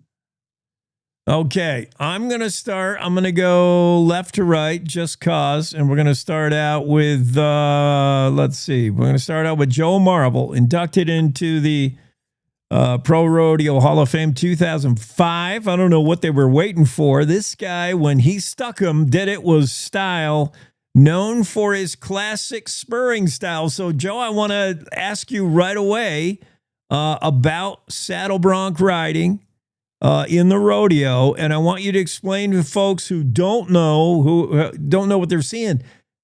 It's not just staying on for 8. It's doing it with a certain amount of style. It's sometimes dressing up your horse if you get a real dog. It's sometimes, it's not just hanging on and safetying up, man. You got to do it with style. And Joe, you were one of the guys that your spur stroke. Tell me about what that is. What is a cowboy doing when he's riding a saddle bronc for 8 seconds when we watch his legs? Well, you're in time with the horse, so it's field timing and balance, basically. So you try to spur. The rhythm is to the back, to the neck, to the cantle, and making it look good. Lifting on your rein, sitting straight. Basically, what do you think, Clint? Yeah, it's not a strength event. Bronc riding is more of a style and timing event. But the idea is to set your spurs in the neck of the horse, spur back to the cantle of the saddle. Some horses have a lot of rhythm and feel pretty good, and some not so much. Clint Johnson knows a thing or two about saddle bronc. All 3 of these guys, Clint Johnson inducted in 1992. Joe, you have the distinction of being one of the few, if any, Nevada cowboys that come out of Nevada, the rodeo. You had a ranchy family. You got brothers that ride bad ones. Your dad put you on. I don't know what kind of sadistic father you had, but he made you ride all the rank ones on the ranch. And look what it did for you, man. You learned how to ride bad ones like you were going to work. Well, I don't know if I did that, but we were fortunate. My dad, we were spoiled probably. We had plenty of horses to ride and we just grew up doing it. Joe Marvel, yeah, I mean, I could go through how many buckles these guys won, buckles and saddles, but yeah, Joe's one of the legends. Let's move now to the middle, and we're going to talk about one of the legends. Is that you, Rick, in the middle? I've lost track. Yes, sir. Yes, sir. All right, Rick, brother to Cody Bill, and have we had the memorial yet, or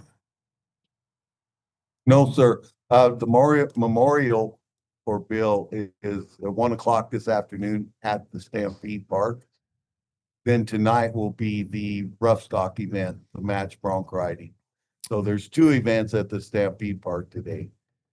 Cody Rodeo going to honor the legend, the memory of 3-time world champion saddle bronc rider Cody Bill Smith. Johnson, the guy on the right, I think, had to ride against this guy back in the day. What do you remember of Bill Smith and his style and what he did? Whenever you went to a rodeo, where if you saw Bill was entered, did you say, "Oh no, it's going to be tough to take home the check today," or did you say, "Man, I love this guy. I love watching him ride"?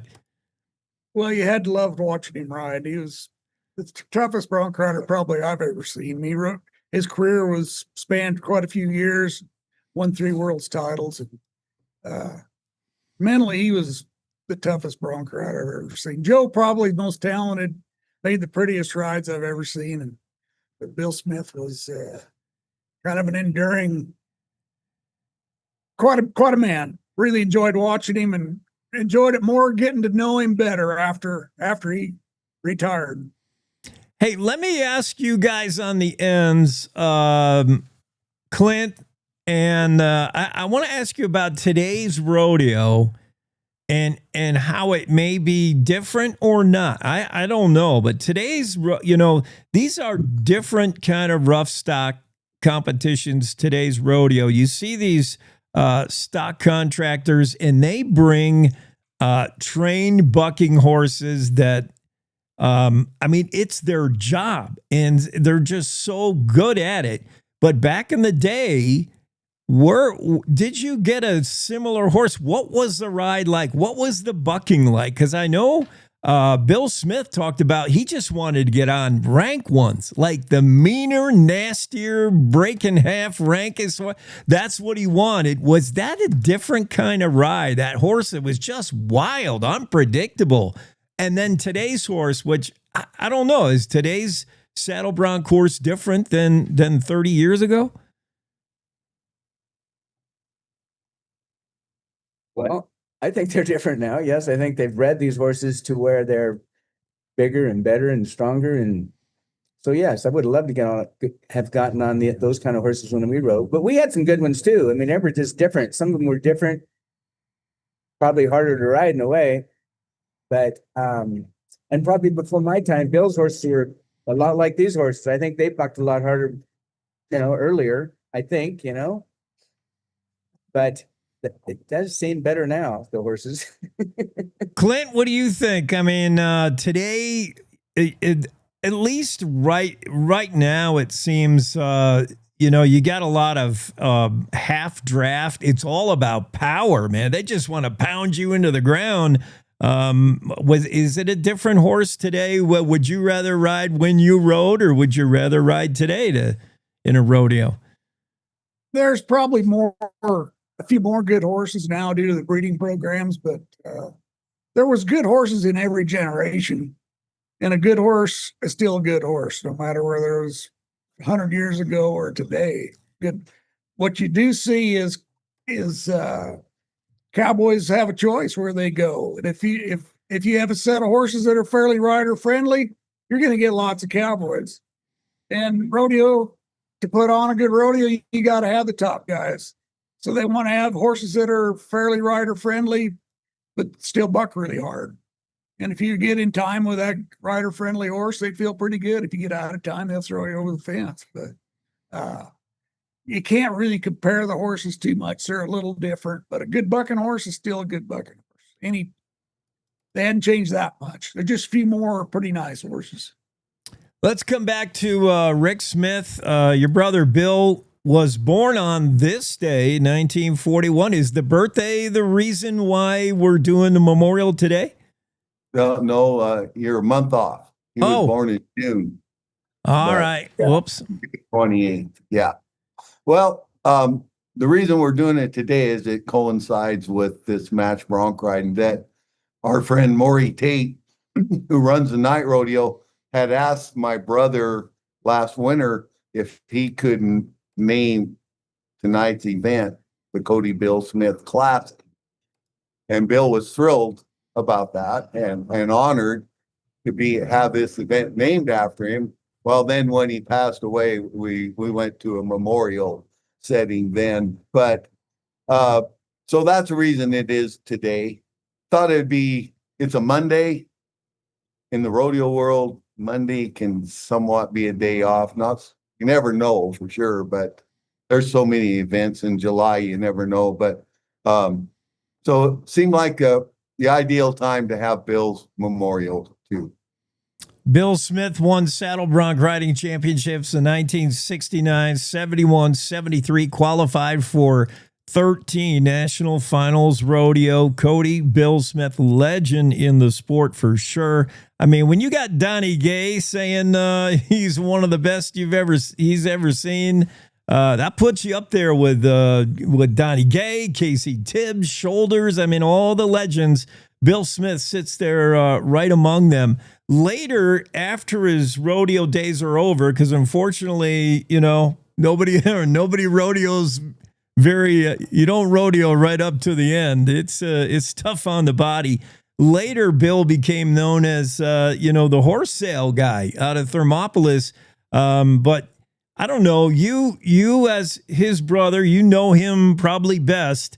What would he like to be remembered as? The rodeo legend, the guy who did horse sales. What is it that we want to put on his tombstone? I mean, what are we going to engrave if we're going to remember Bill Smith? The rodeo Bill or horse sale guy Bill? Well, a lot of people have horse sales, right? Yeah. Not very many people in this world have 3 world championships in the saddle bronc riding. Yeah. He was very much more proud of his rodeo accomplishments than the rest of the business that him and I and my other brother, we all ran as kind of a family thing. It was a good way to make a living and still be around horses. But without a doubt, Bill, the thing he loved the most was rodeo and bucking horses. He loved bucking horses. And yeah, so that's pretty simple. He wants to be known he wanted to be respected by like the guy sitting at this table as a great bronc rider. You talk to Bill never set out to win a world championship. He loved riding bucking horses, and he did it so well that the championships came with it. But that wasn't like a goal he set. So he just loved it. One of his quotes was, "It was a perfect life." So hard to beat a perfect life. Yeah. So I would. So, what are we?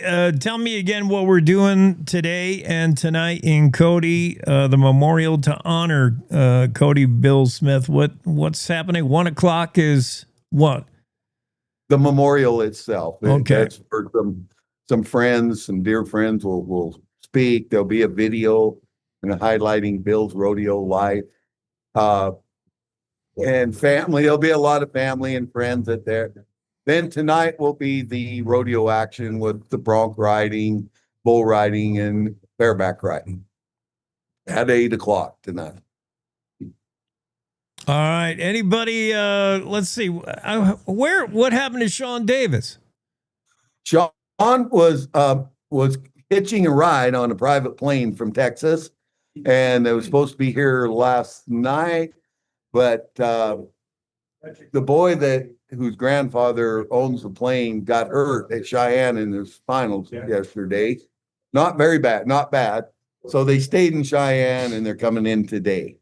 That's what happened to Sean. Just his ride decided to stay in Cheyenne rather than fly up yesterday afternoon. Sean Davis got bucked off a private plane. That's probably the only thing that can throw him. He's still going to be on the plane, but just late. All right. I mean, he didn't come off many horses. I can't imagine a plane would be much trouble for him either. He was tough. That man's a tough man. Yeah. Yeah, that guy, I mean, he should have never got back on a horse again after that one wreck, but holy cow. Yeah. I mean, that's just how it is. Rodeo. Hey, did you all see Brody Kress in the Cheyenne Frontier Days? I watched it on a phone, so I didn't real good view, but yeah. So one last thing. Yeah, let's talk to Joe. One last thing. Joe and Clint, the guys on the end who made a living in the pretty much in the 70s riding saddle bronc. When Brody Kress found out that he drew the black tie, he said, "This is a horse. This is the one you want. You want the worst in the pool. You want the worst of the bunch, man, because you know if you make it to 8, that's a money ride. That's going to be a point ride. Were there horses? There was intel shared behind the chutes back in your time. What did you know about horses? What was the book on horses like they know today? Did that go on when you were riding? Like you knew such and such horse, here's what he usually does. And if you drew him, you were happy because if he could make it to the whistle, that, you know, somebody would write you a check. Joe, was that the thing when you were riding? Like, did you know certain horses and you wanted them? Yes, actually, you knew the horses. I didn't know them as well as some of these guys that you were happy when you drew a good one. They usually had a certain rhythm to them and they were usually good. So that was a good thing when you drew well. Didn't matter to Joe what he drew. He could ride them all anyway. So right. Sometimes you don't need to know ahead of time. You just put me on any of them, man. I'll nod when I'm ready. Clint, what about you? Clint was riding as a 10-year-old. He began a rodeo career in 4-H. He was a big high school standout. Clint, what about you? Did you want to know a book on a horse that you drew? Did you want to know everything about him? And were there certain horses that when you found out that was the one you drew, you either said, I'm turning out today, I want to live tomorrow, or did you say, yeah, man, that's the one I wanted? Well, you want the best horse. Brody Kress knew he had black tie. That sure wasn't what you call the worst horse in the draw. That was the best horse in the draw. Yeah, right. We usually knew something about him. I think it helps to be bronc riders aren't known for their intelligence. You don't want to know too damn much about your horse. And truthfully, if you never knew anything and you approached it the same every time, made the best ride you could every time, you probably were better off. But your curiosity, you sure wanted to know all you could. Yeah, but sometimes, you don't know what you don't know, and it's not a lack of intelligence with these saddle bronc riders. It's you keeping your mind clear so you can just focus on the ride, man. Read and react. Well, thanks, guys. All of y'all, truly legends, up there with Bill Smith, who we are going to remember today in Cody. Thanks for joining us. Thank you. Thank you very much. You bet. Have fun today and tonight. And we're all remembering Cody Bill. Cowboy State Daily Show continues with more right after this quick break. Thanks for spending your Monday with us.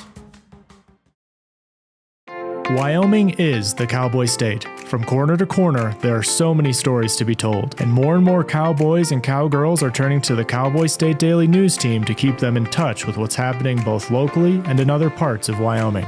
I'm Riley Strand, videographer and production assistant for Cowboy State Daily Video News. We're proud to bring the most important stories to our viewers every day. The stories that start conversations, the stories that make us laugh, the stories that make us think. Our experienced journalists at Cowboy State Daily are crisscrossing the state every day, talking to those who know the news best. Every day, host Wendy Core and I talk to the reporters who are covering the topics, issues, and people that are important to Wyomingites. And in our daily newscast, we bring you those stories. Tune into the Cowboy State Daily video newscast every morning, only on cowboystatedaily.com. You're listening to the Cowboy State Daily Radio Network. Sometimes fatherhood I'm the first Viking who wouldn't kill a dragon. can feel like an epic battle. But you will. But you can change your kid's world just by being there. And with a little help, you won't believe how high they can soar. All right, bud, you ready? I'm proud to call you my son. Come on! Never stop being a dad. To learn more, visit fathersincorporated.com. Logan Wilson here at the M Building in Casper, Wyoming. They do more than just support businesses and private events. They support nonprofits by offering reduced rates to help the community thrive. The staff here at the M Building have been incredible in helping me organize a fantastic event. They are great partners for those who want to make a positive impact on the community. Come check out the M for your next event.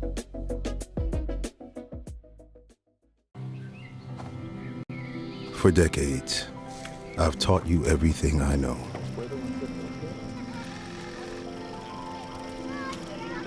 How to safely build a fire. How to control the flames.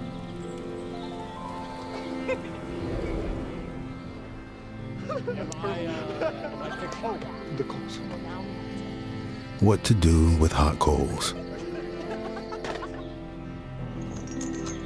How to secure your chains.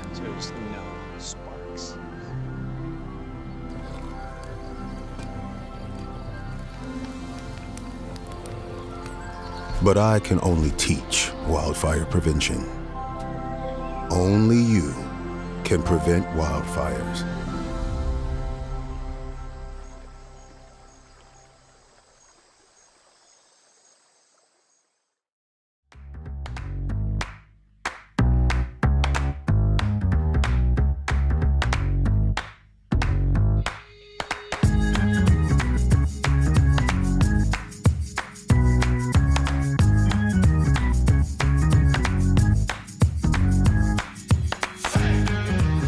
We're back at it. The Cowboy State Daily show on a Monday. It's July 28th, and we're going to check out what happened on this day in history, which kind of correlates with a story from Mark Hines that dropped yesterday. After a decade-long closure, 29 miles of the Mormon Trail through Wyoming reopens.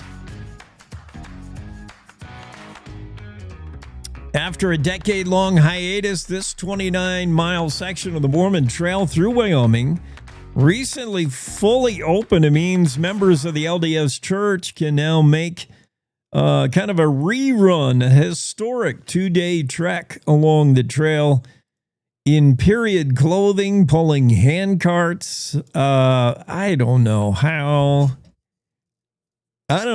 those Mormons ever did it. Man, historic Mormon handcart trail, just the section through Wyoming is enough to challenge anybody. And this section is, it runs between the 6th crossing at Sweetwater Station, up and over Rocky Ridge into Rock Creek Hollow. This is all near the Lander area. And just recently, it's not just for the LDS church members, but just recently, I believe they had, a reenactment of what it would have been like to pull and push these heavy hand carts. I mean, nowhere else in history did anybody do this. Traveling with hand carts takes 2 days to complete the 29 miles, which actually is pretty darn fast, considering how slow you go when you're walking from, back east, and you're walking all the way out to, let's say, Salt Lake City. I mean, that is a long trip.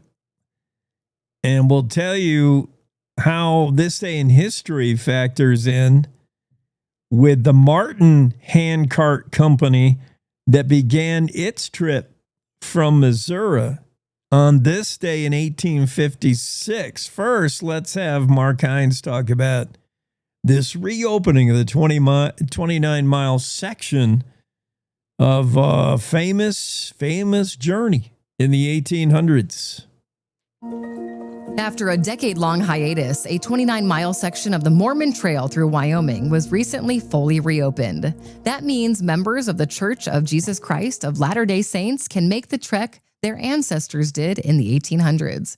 Cowboy State Daily's Mark Hines says modern LDS members use the trek to reflect on the challenges their ancestors faced as they load up hand carts and push them while dressed in period clothing. For about a decade, it wasn't necessarily closed. It just wasn't getting used that much because I gather there might have been some issues with some of the jurisdiction there, as well as 5 years ago, we had the COVID pandemic and the church kind of wanted folks to stay safe and stay away from big crowds. That entire 29-mile stretch is fully open again. And we have people recreating the steps of their LDS forebears along this section. So from a religious or a spiritual perspective, it's very profound for members of the Latter-day Saints Church.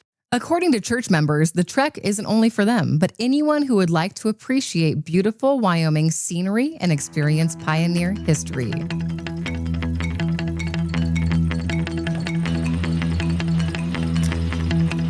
Yeah, and speaking of that historic trek made by how many countless Mormons, you wanted to be going through Wyoming at about this time in the summer, or maybe even a little earlier, but maybe, any time between now, give or take a few weeks, is when you wanted to be going through Wyoming, because the trip you were taking from, and many would depart from St. Louis, but from points in Missouri, that long trip, you wanted to be, heading out, take your cue from Lewis and Clark. You wanted to be departing in spring, so you didn't end up being snowed on before your trek was over. And the ill-fated trip of the Martin Handcart Company began this day in 1856. It factors into this day in history. That would have been very late in the season. I mean, we're at July 28th. And it was a big mistake to begin your trip. The LDS Martin Handcart Company began this trip in 1856 on this day, July 28th, and things did not end well for that handcart trek. He just got started too late. 1865, the Powder River Campaign commenced. The campaign under the command of Brigadier General Patrick E. Connor was tasked with reining in Arapaho, Cheyenne, and Sioux. Good luck with that. 1865, Powder River Campaign commenced.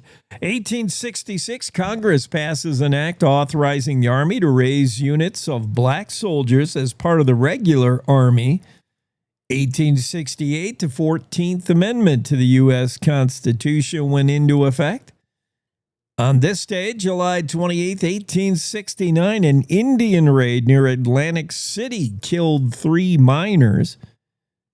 1898, Spain, through the offices of the French Embassy in Washington, D.C., requested peace terms in its war with the United States.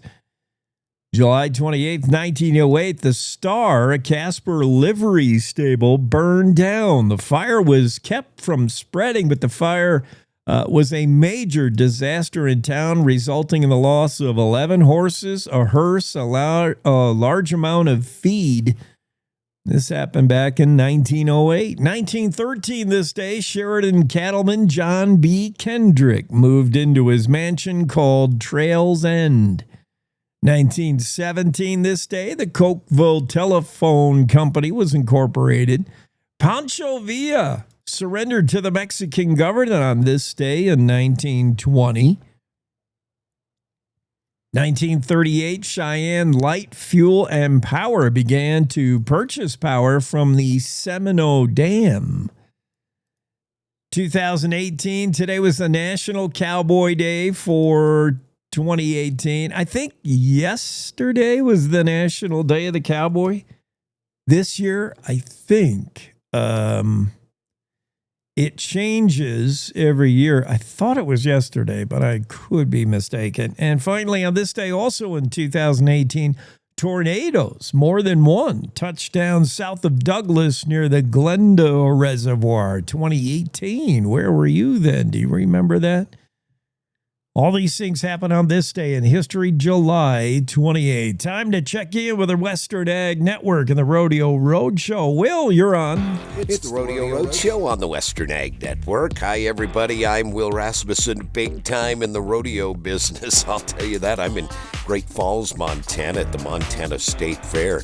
We'll talk about some of the big rodeos coming up in the United States and professional rodeo, well, and Canada as well. And we've reached fair season, haven't we? I call them the dog days of summer. We'll check the week's schedule coming up next. Growers across the region have successfully planted another Molson Coors barley crop, and before too long, combines will be rolling through the golden-ripe fields. Hi, this is Justine Paxton, a fourth-generation farmer from Basin, Wyoming. Bill Coors coined the phrase, barley is to beer as grapes are to wine, and he's right. That's why Molson Coors uses Moravian barley, a variety bred to be one of the highest quality and best yielding varieties available. We are proud to raise barley for Molson Coors, a company known for always supporting farmers in rural America. Good news, beef producers. Consumers' opinions and preferences on beef are becoming more transparent month after month.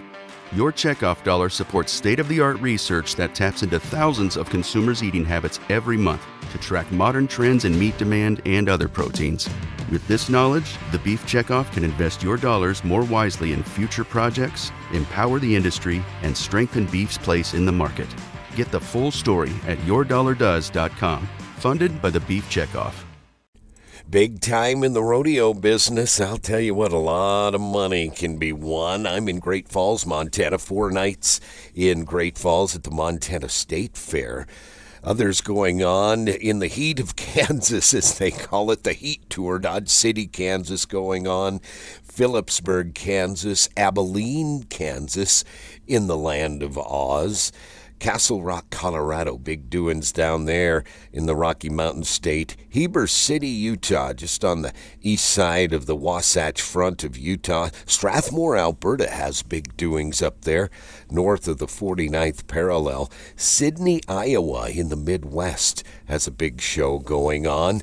And there in Idaho, 2 big rodeos. That famous Preston Night Rodeo is going on there in southern Idaho. And the War Bonnet Roundup in Idaho Falls on the banks of the Snake River. They have a big celebration there in Idaho Falls.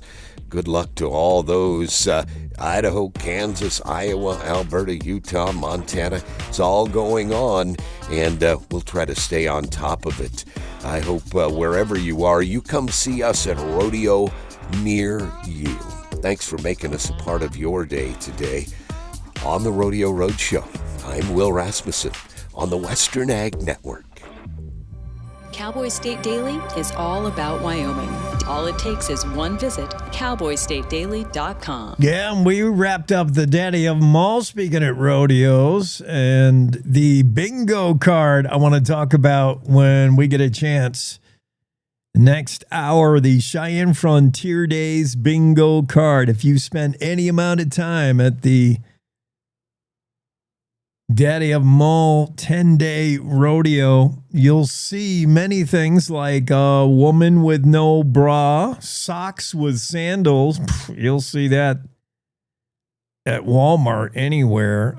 You'll see United States flag, clothing, neck tattoos, plumber's crack, and drunk people vomiting. Yeah, it's the Cheyenne Frontier Days rodeo card. How did your card do?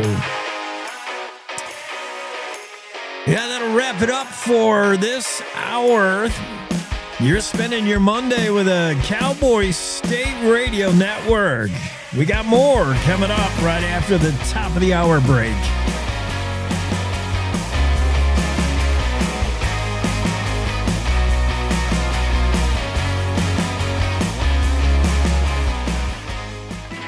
It's time to take a look at what's happening around Wyoming. From the Cowboy State Daily Newsroom, I'm Wendy Core. ICE officers arrested multiple foreign nationals in a coordinated early morning operation across western Wyoming last week. They also discussed what they may do with a massive funding increase. Cowboy State Daily's Claire McFarland rode along with ICE units as they executed targeted arrests in Teton County, which she noted is much different than any other part of Wyoming. They only visit Teton County for targeted operations like this a couple times a year. A couple times a week, they go and pick up detainees from the jail, people who have been incarcerated for things like DUI, and then their fingerprints reveal illegal status. But for targeted operations like this, much rarer, and it's much different than operating in any other part of Wyoming because by and large, Teton County residents do not want them there. There's a sophisticated network where community members alert each other that they're there. ICE officers noted that they could use the increase in funding to build more ICE offices in Wyoming, even in Teton County. State Representative Mike Yin said a satellite office in Teton County would likely make the officers, quote, pariahs of the community.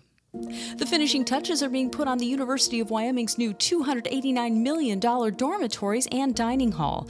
When UW students return this fall, they'll be greeted by the Gothic-style sandstone buildings. Cowboy State Daily's Dale Killingbeck got an inside look at the new buildings, which were based on the university's older structures and their Gothic style that originated in the 1880s. Students that have been on campus know all about it, but the freshmen will get to see this imposing but really cool-looking structure with the sandstone on the outside. And what I was told by the officials there is that, they've been building buildings to last 100 years now for the past maybe 5-8 years. Their projects have all been this sandstone, and they're trying to go back to the original look of the campus. The new buildings also offer something none of the students' old dorms could: air conditioning. Well, anyone who's heard about the giant tree roots under Devil's Tower, hundreds of cobras let loose on I-25, or a woolly mammoth calf exposed by the explosion of Black Diamond Pool can thank Casper Planet. These stories and more have attracted international attention, as such stories should if they were true. Cowboy State Daily's Andrew Rossi spoke with Casper Planet founder Justin Hathaway, an oil field worker whose satirical page continues to outrage and fool people, which only fuels his desire to keep it going. The thing that I think a lot of people find interesting is that there's really nothing in it for him. He doesn't make any money off of it. It's not a paid position. He gets a lot of hate on the internet because he posts these satirical stories that people don't think critically about even for a moment. They just go off about these sort of things. But that's also what kind of keeps him going. It's a labor of love and it's a labor of laughter. He enjoys it because it's a fun thing to do, and he enjoys seeing people's responses. And he has no plans to stop, and his ideas are limitless as far as he's concerned. He's got a long list that he hasn't touched yet. It often doesn't matter if Hathaway labels the stories as satire or how ridiculous the headlines are. There are people who still believe. He said people just need to read a little bit. I'll be back with more news right after this. The Wyoming way of life. There's nothing like it. And no financial partner like your local cooperative credit union to help you live life the way you want to. We help you save for a brighter future. Borrow for your dream home. Start your small business. We've got your finances, and you've got plans. So go ahead, pitch a tent. Head for the rodeo.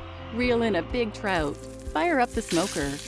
Wyoming's credit unions are here to stay and here for you. Well, after a decade-long hiatus, a 29-mile section of the Mormon Trail through Wyoming was recently fully reopened.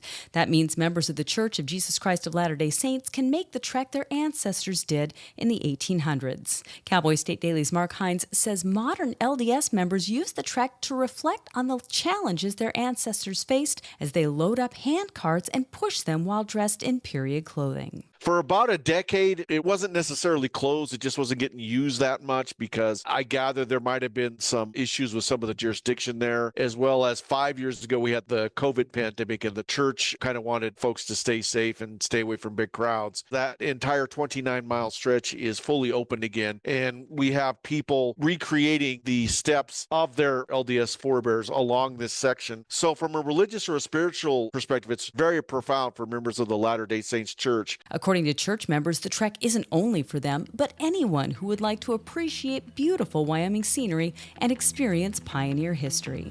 And that's today's news. Get your free digital subscription to Wyoming's only statewide newspaper by clicking on the daily newsletter button at cowboystatedaily.com. I'm Wendy Core for Cowboy State Daily. The climate that we're operating under has everyone on the defensive. You see a person and you automatically put them in a box and say, well, this is what this person should be like. All of this ostracizing people, what are we afraid of? We're called to love one another. It can't be, I reject you as a person. This country's been through so much. Its people has been through so much. Why can't we fix this? Do we have issues we have to deal with? Yes, we do. But we're not going to be able to deal with them if we're fighting and yelling at each other and not listening. Yeah, she has an accent. Oh gosh, she dressed funny, but we're talking the same thing. Mm-hmm. We're all concerned about our children, concerned about the world we live in. A lot of people wouldn't even think we should be here talking to each other, but I'm sorry, I disagree.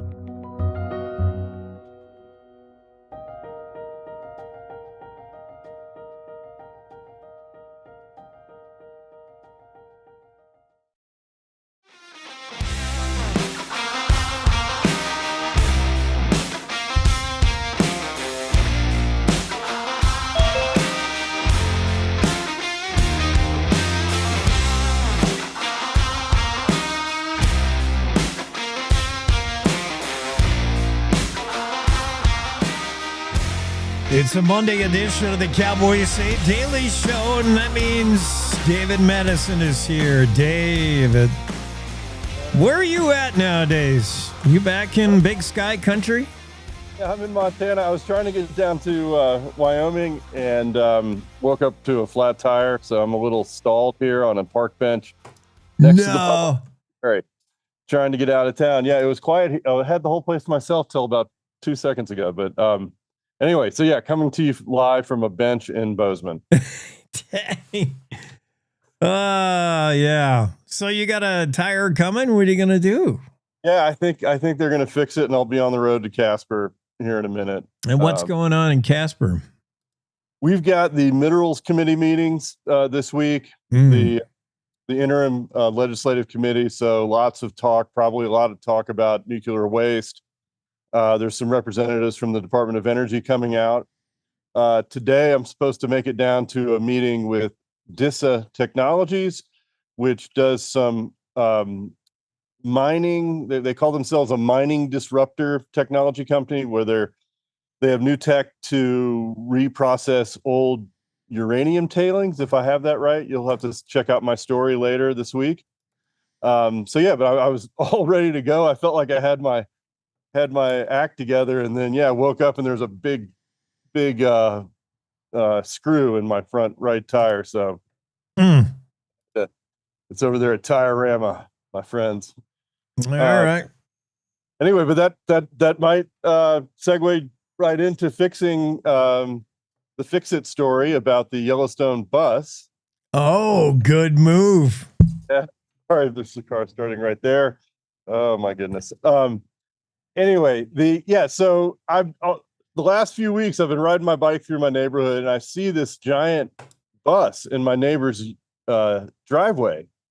And so I finally walked over there, and there's Dave Swingle, 82 years old, Bozeman native, out there trying to fix this bus. And we talked for a while, and he goes, I don't even know if this is a Yellowstone bus. It came with very few clues about its history. And so I worked with him for a couple days and connected him with a guy named Tracy Kroon, who fixes these things outside of Bozeman. So you have these two, right here in Bozeman, we have these two fanatics for these Yellowstone jammer buses. And if readers don't know what I'm talking about, it's back in the day that, these buses were built in 1936, between 1936 and 1939, and they were how you got around the park. Glacier's also famous for them. And anyway, there's a lot of nostalgia wrapped up in, and Dave was a jammer driver when he was 20 back in the 60s, the early 60s. And so he's really just interested in bringing that back to Bozeman. He works for the Museum of the Rockies, which is our excellent regional museum here, and they want to do tours around town. But he wants to figure out, is this thing a real Yellowstone bus? And so anyway, long story short, they found some paperwork. They matched serial numbers and engine numbers and figured out it was on the insurance for the park in the 60s. And so he has a hit.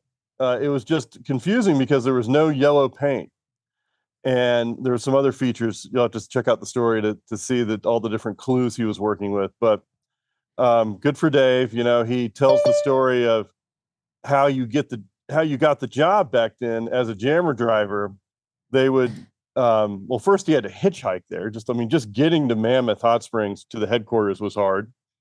And they would put the bus on an incline and then put an egg right behind the tire, like touching the tire. So you had to get out of gear without rolling back at all. Folks who's never driven a stick, there's a whole generation of people out there who's never driven a stick. Yeah. But you're driving a stick with a 14 passenger bus, super heavy. You have no room for error. And so he passed the test and drove for a couple of years, and then went into a career in academics and has worked for the museum for a long time. So I had a really good time reporting that story. Very nice. Yeah. Why do they call them jammers? The gears would make noise when the drivers would be coming by, and so their most distinguishing quality, I guess, was their ability to jam it into gear, and it would make a noise. And so that they became the jammer buses, and then the drivers were the jammers. Yeah, otherwise known as grinding. So what is the future of Bus 394? We hope that it gets restored. They need to come up with more money and more time, and he hasn't put a deadline on himself. And now I have a helicopter flying over. Wow. You went from a quiet park bench to If I go by the library, it would be quiet. What else can happen, David? Jeez. Anyway, sorry, listeners, it doesn't make for good radio. It's the idea is that they'll do tours around Bozeman. There's a real thriving public history presence here, and so the top comes off, and you can see the sights. You can go up to Highlight Canyon and go through downtown Bozeman. So ideally, Dave will maybe be one of the drivers, and they used to have one, and they decided to sell it, and so it wound up with Jay Leno for his car collections, and now it's supposedly down at the Yellowstone Club, which is the ultra exclusive enclave down in Big Sky. And so now they had seller's remorse, and so now they've got a new one, and we'll see if they paint it yellow and do the whole deal. Yeah, those old Yellowstone buses, they should make a comeback. That is the way to see the park. Even today, I think they're due for a comeback. Maybe the next thing that's going to fly over you and make noise is one of those low-flying, slow-flying planes that's doing the ground-penetrating radar, looking for rare earths. That's a cool story. Yeah, it seems like every sector of the energy industry has this type of story going on, where there's a new technology that is dialing up the ability to locate minerals, to locate drilling sites, to measure, to monitor. And so what we have here is the USGS contracting with some specialists to do, low flying. And they have this thing called a stinger that sticks out the back. They use helicopters and fixed wing. The helicopters are mostly in southern Wyoming, and the fixed wing are going to be up in northeastern Wyoming around the Black Hills. And that's what the new project is around the Black Hills. And I can't swear to totally understand it, but this magnetometer that sticks out like a big stinger is able to pick up the the magnetic field put out by different minerals, which is amazing, like into the ground. And so you can fly over and basically narrow down your search to, it's not like it's going to blink red and say, you've hit the mother lode. What it's going to do is going to tell exploration teams that this is a highly likely place to find rare earth. And so they're flying it over areas known to produce that. The Bear Lodge mining district there north of Sundance. We know of 2 companies already developing that resource. And we'll see, we'll do a follow-up and see how that all went. It's amazing that, I'm getting questions from out of state from folks asking me about the rare earths developed in Wyoming. And I think there's a lot of attention on this, and given the need to up the domestic supply, there's a lot of investment money going into it. And of course, we had the first rare earth mine open in 70 years there in Ranchester. So this is, I guess, the vanguard of what's next. Where will that next big deposit be found? We're talking to David Madison, Cowboy State Daily. We're talking all things mining. We're going to be continuing that conversation after you, David. We're going to get Peter Wold in here, Wold Oil, talk about more energy in a minute. But first, I want to find out who you've been hanging out with on the golf course. Just like President Trump, you spend a lot of time golfing up there in Montana. What's going on? I am a terrible golfer. And so I don't play much, but I do respect the sport. I like watching the Masters and all that. And so a year ago, I met a guy named Buzz Warner, and Buzz is a former Salt Lake trucking company co-owner. I guess his family owned a big trucking company in Salt Lake. They owned a ranch in Uinta County, Wyoming, which they restored, and his family was named Landowner of the Year back in 2019. Well, he wasn't feeling that kind of love a year ago. A year ago, people around Twin Bridges, Montana were raising concerns about this beautiful ranch that was once owned by Charles Kuralt and also by former Defense Secretary Donald Rumsfeld. Hay fields, feed fields being transformed into a Scottish-style golf course. And it is kind of arresting. You drive down this beautiful bucolic road along the Big Hole River, and you suddenly come over this rise. And last year, before it turned green, it was just this, the surface had been stripped and shaped, and they had world-class golf course designers out there.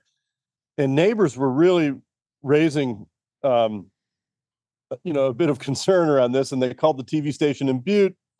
And anyway, it was the talk of the town in Madison County last summer. Well, here we are, fast forward 12 months, and he has a beautiful golf course on his hands. He has the local conservation community singing his praises because it turns out it takes about 3 million gallons less per day to feed a golf course than it does to raise feed. And so, the rivers up here, the Wyoming is experiencing the same thing. It's heating up faster. They're putting hoot owl restrictions on sooner. The water levels are lower. And thanks to Buzz, there's 3 million more gallons of water per day moving downstream. And he has an amazing golf course. So it's just about to open. He's played it a couple times. He said, unfortunately, our schedules didn't match up, so I didn't get all the information he provided into the story, but he returned with so many details. talked about playing the other day and just all the wildlife he sees, all the bird life he sees. I think it's a repeat performance. His family was praised for, really improving the wildlife habitat on his ranch in Wyoming. And even with the golf course, he appears to be doing the same thing in Southwest Montana. Yeah, and for folks who are not familiar with these Scottish-style links, they're just so much more rustic and natural with their environment, and you lose a lot of balls, man. There's tall grass in the out of bounds. Tell me one last aspect of this cool golf course is the Mistress Cabin. What's the story behind that? It doesn't bring me a lot of pleasure to repeat this story because Charles Kuralt is a hero of mine. We went to the same journalism school. And, he's a legend. But he, when he died in 1997, it came out that he had a second family. And everyone around Twin Bridges referred to this North Carolina style cabin. It's built in the style of a cabin in the mountains of North Carolina, where we're both from. And, I talked to a guy who used to split wood for him, and they just called it the Mistress Cabin. It was just sort of an open secret. And then in 1997, it came out, that he had a wife in Manhattan, New York City, and then he had this mistress who had 2 kids, I think, in Madison County, Montana. By all accounts, he was a family man, both in Montana and New York, but to each his own. And so that has this infamous side to it. And the golf course is right there next to it. I believe it was Charles Kuralt who also brought in an old schoolhouse to the property, and that is the clubhouse, and it's exquisite. So the schoolhouse they had redone, and so if the wind picks up or starts to rain like in Scotland, you can retreat to this wonderful space there. So, and cheers to Buzz. He says he's going to keep it open to the public at least one day a week for the first year and see how it goes. Interesting. Yeah, well, what happens in Montana stays in Montana. Kind of a Charles Kuralt thing. Interesting stories, David. Thank you so much. Have a great Monday. I hope to come to you from my studio next week. Sorry, I mean, too loud. Good luck with the whole tire thing. And thank you. Yeah, travel safe. All right, man. Talk to you soon. Cowboy State Daily Show with Jake continues. We'll be right back with Peter Wold after this short break. Stay there. Wyoming is a big state. There's so much ground to cover, so many stories to tell. But the Cowboy State Daily News team is up to the challenge. I'm Wendy Core, host of Cowboy State Daily Video News. Whether it's politics in Cheyenne, energy issues in the Powder River Basin, or grizzlies in Yellowstone, our talented crew of experienced journalists are out there finding and telling the stories that matter. What's the best restaurant in DuBois? Renee Jean checks it out. What's the most recent Supreme Court decision mean to our everyday lives? Claire McFarland explains. How is the upcoming elk hunting season shaping up? Mark Hines lets us know. Every day, I talk to the reporters who are covering the topics, issues, and people that are important to Wyomingites, and in our daily newscast, I bring you those stories. Tune into the Cowboy State Daily Video Newscast every morning, only on CowboyStateDaily.com. This is the Cowboy State Daily Radio Network. I don't think that many kids in my son's school even do it. He makes fun of his friend who vapes. He would never try it. She's into soccer. She's on the honor roll. She's just not the type. No way. No way. No way. No way. My kid would never vape. Get your head out of the cloud. Today, nearly 8,000 kids will start vaping. Maybe even yours. Learn about the dangers at talkaboutvaping.org. My biggest fear in the middle of my addiction was that I would never be able to get over it and that my kids wouldn't have a father. I overdosed on heroin and I lived. And I started thinking, you know what? This isn't my story. For the longest time, fear held me back from ultimately being who I wanted to. I found the fatherhood program and it was one of the best decisions I've ever made in my life. My desire to change had finally outweighed my desire to stay the same. I felt powerless for so much of my life that it's important to me that my kids are empowered and truly believe that if they can think it, they can do it. I definitely had to become a better man to be a better father. For the first time, I finally feel like I'm exactly where I should be, where I want to be.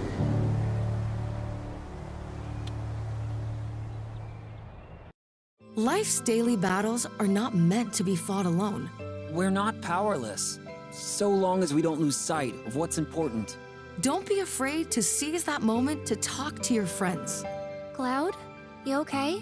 Because checking in on a friend can create a safe space. The first step on our new journey. You coming? Reach out to a friend about their mental health. Seize the awkward. It's totally worth it.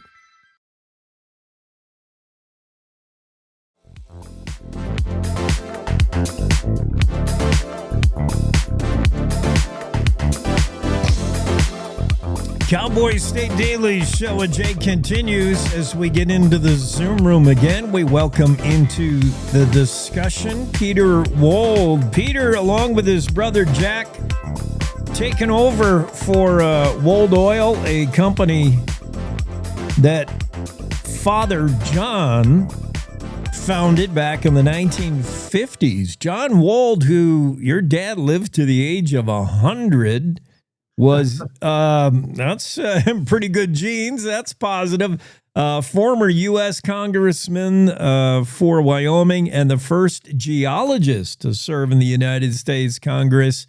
And now the company is run by you and your brother Jack. Jack gets the Denver office. You got the better end of the deal. You're in Casper, Wyoming. Welcome to the show. I'm glad to have you on. Thank you, Jake. You're right. I always tell my brother that he drew the short straw when he had to leave Casper and move down to Denver. It. It's worked out well. And as you know, Denver is a good hub for mining and oil and gas activities. And we've been doing a lot of all of that. So. Yeah, and you've been doing it long enough to see booms, busts. You've seen, administrations in Washington, D.C. that made life difficult, some now that make it a little bit easier. This is a good time to be in the energy industry, I would think, in Wyoming. Does the future look pretty bright? We think it is. Yeah, we're excited about it. We are actively drilling today.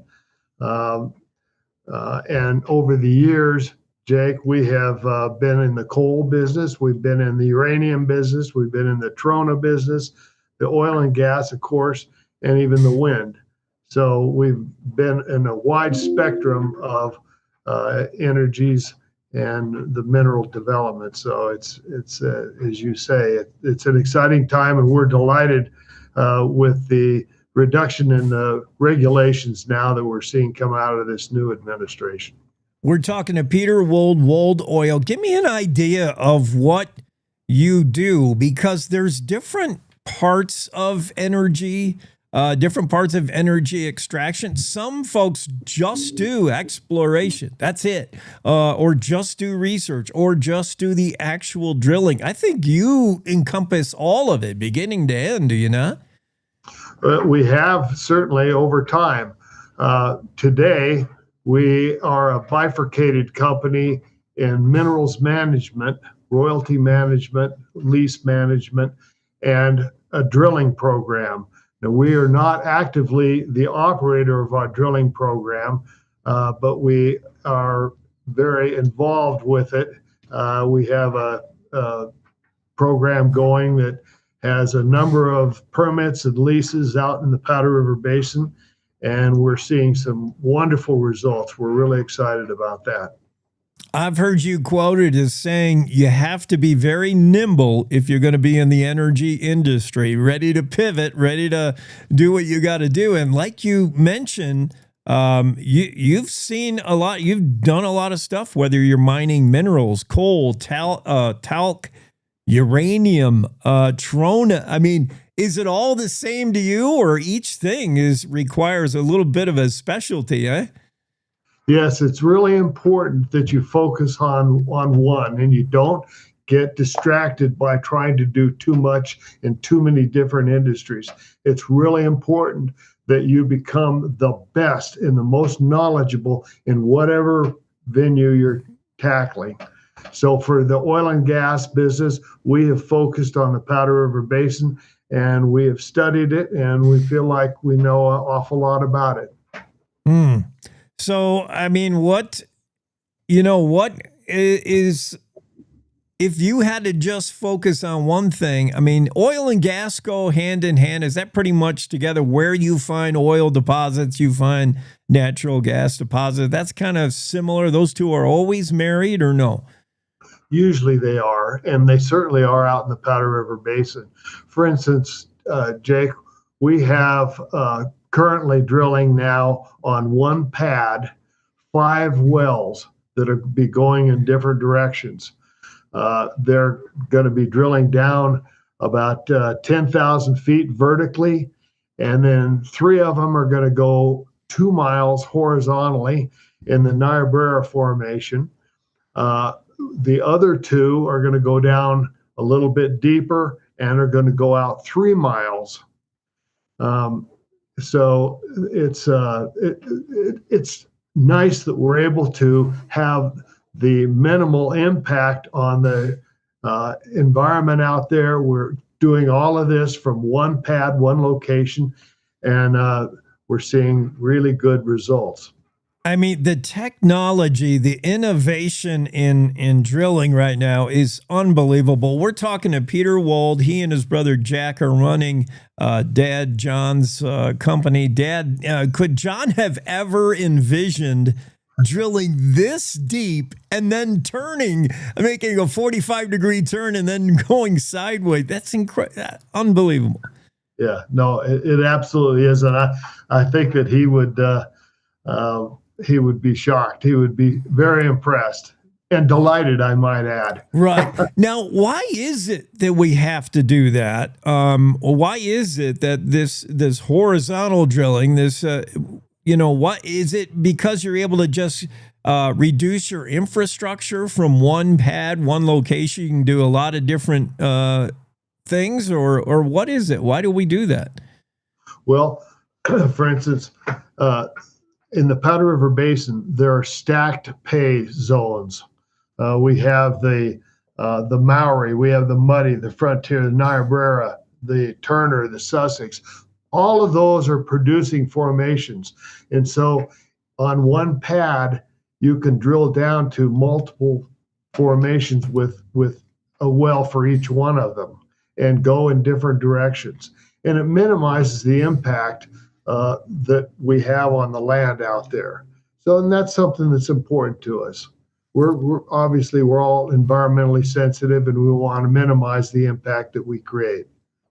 Let's talk about when you drill and when you don't. During the Biden administration, during the Biden era, that halted a lot of oil and gas discovery, exploration, mining. But also what has an influence is the market. The market is a big determiner in when you decide, hey, we should get drilling, we should slow down. Is that a big thing, or not necessarily? Well, yes, it is. It's certainly a factor. And one of the things that we're doing on that 5-well pad that I just described, we're drilling to 2 different formations. The Mowry Formation is a higher gas content formation than the Niobrara Shale is. So we're looking for a better opportunity, higher prices, a better demand in natural gas moving into the future. So that is something of what you refer to as being nimble. We're drilling to different formations because of the different product that you can extract from it.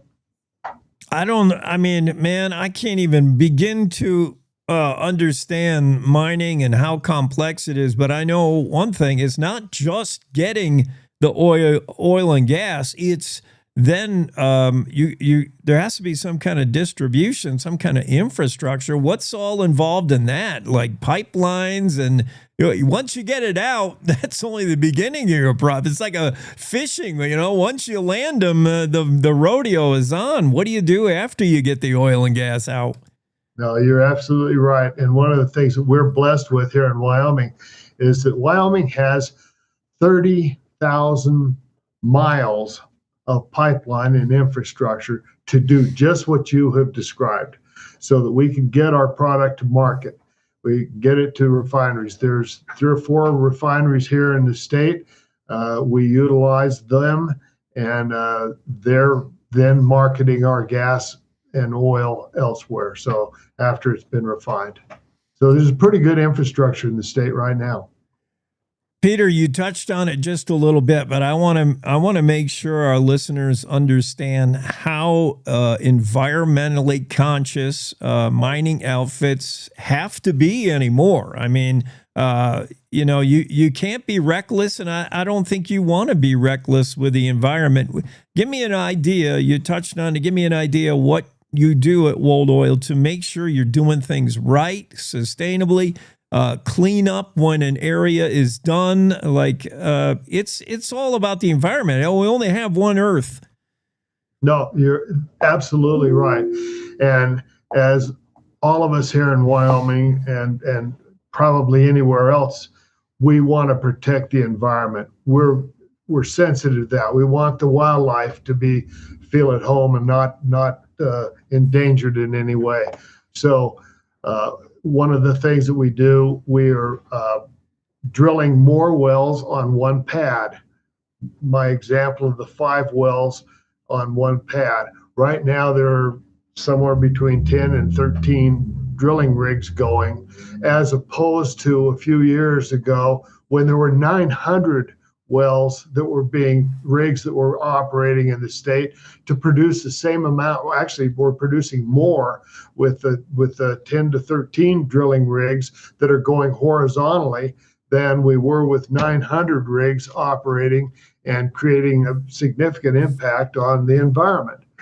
So that's the type of thing that we're making a point of doing. We were talking about the horizontal drilling and why you get into that. Well, you're able to do things from one pad. You're looking out at the patch, and you got less infrastructure, less stuff out there. Yeah, that makes sense. How many now? You got what, like 20 something employees, 20, 30. How many are super smart scientists? Tell me a little bit about the tech involved. Like, you're always thinking for the next thing, man. You always have to be wondering about what's going to be the next advancement in oil and gas extraction. Is that part of it? You got a lot of you got some blue collar guys who are mining, but you got some white collar scientists probably working for the outfit. We absolutely do. We're very proud of that. At one point, Jake, we had over 40 employees. Most of them were down in Denver. Our Casper office is primarily accounting and finance, and some of the other activities that our family's involved with. But we're down now. We've been able to reduce the number of employees because we are not operating the drilling rig that I discussed with the 5 wells. We have an excellent company that we have teamed up with. We put together 150,000 acres of leases in the Powder River Basin and threw that into a joint venture with the company that is now operating these wells that we're drilling. So we've been able to reduce our size of our numbers of employees. All right. Well, anything else we failed to mention? Well, one of the things that I think is wonderful that's happening in the state is a lot of the research that's being done, particularly with the Enhanced Oil Recovery Institute that's headed up by Lon Whitman. That they're doing fantastic work. In the last 20 years, the state has funded them with $53 million worth of funds. they have returned back to the state in incremental tax revenues of $556 million, more than 10 to 1. That's the type of thing that's going on. We've been involved with that, and I'm very proud of the relationship. And that's something that our governor has said he wants to see the development of all forms of energy, and we support that, and we're looking forward to it. Yeah, I don't think we can overstate the importance of enhanced oil extraction, some futuristic stuff we're doing now. There's been many a company that's walked away from plays because it didn't make sense anymore until new tech came along, and suddenly you're seeing same play. We're drilling again, and we're doing it better, and we're squeezing more oil out of there than we ever thought we'd get. Yeah, and there's so many small companies that don't have the potential or the resources of having engineers and scientists on their staff. So it's important that the state and the Enhanced Oil Recovery Institute are able to augment the knowledge and expertise that's necessary to let these smaller companies know what they can do and what they shouldn't be trying to do. Yeah. Well, we know energy pays the bills in Wyoming, and Peter Wold joining us from Wold Oil. Peter, thanks so much. Tell Jack hi, and keep plugging away. Good. We usually don't refer to it as plugging away. Oh, we never say plug in the industry. No, we don't like to plug away. Keep drilling. We like to work hard and be successful. Keep drilling down, or whatever the phrase is. Good Appreciate point. It. Thank you. All right, have a great Monday. That's Peter Wold, the Cowboy State Daily Show. Let's take a quick break. We'll be back with more right after these. Want to stay in touch with what's happening around Wyoming? I'm Wendy Core, host of the Cowboy State Daily video newscast. From Mountain View to Upton, from Jackson to Cheyenne, our reporters are out there finding and telling the stories that matter. Every day, I talk to the talented journalists who are covering the topics, issues, and people that are important to Wyomingites. And in our daily newscast, I bring you their stories. Tune in to Cowboy State Daily video news every morning, only on CowboyStateDaily.com. Wyoming is a big state. There are so many stories to tell, and here at Cowboy State Daily, we pride ourselves in bringing those stories to you every day. I'm Riley Strand, videographer and production assistant for Cowboy State Daily Video News. Every day, host Wendy Core and I talk to the experienced journalists who are covering the topics, issues, and people that are important to Wyomingites. And in our daily newscast, we bring you their stories. Tune in to Cowboy State Daily Video News every morning, only on CowboyStateDaily.com. You're listening to the Cowboy State Daily Radio Network. Who can you turn to for news you can trust? Your local TV and radio broadcasters. You trust us to keep you safe during times of crisis and to deliver the weather, sports, and entertainment you rely on every day. We bring you the facts you need to make decisions that matter. And as misinformation floods social media, you can trust your local stations to deliver the truth. Text TV to 52886 and tell Congress you rely on your local stations for trusted news. You handle the healthcare, we'll handle the marketing. In need of a spark for marketing your medical practice? Loom Studio provides creative and strategic healthcare marketing that illuminates the path to bigger and better experiences for your business and your patients. We specialize in branding and design, social media, website design, SEO and SCM, not to mention content creation, public and media relations, and marketing metrics to ensure you're getting results. If you're looking to increase your patient engagement and retention, enhance your community impact, and streamline your marketing efforts, our team is ready to help you achieve your goals. Contact us today and learn more at loomstudio.com. We come from a long line of farmers, and there's a sense of pride, but there's also a significant amount of pressure. Farmers have to take care of their physical and their mental health, because what's a farm without a farmer?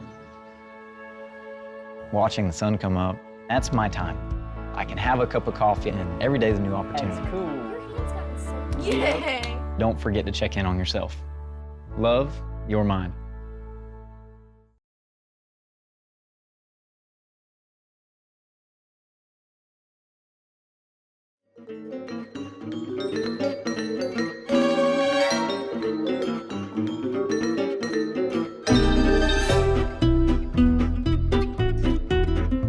What is with these squatters in Evanston? Starting fires every other day in this motel. They just got to shut this place down. And maybe now they will. I feel bad for the owner. The owner of this motel that has caught fire now 8 times in the last 3 years.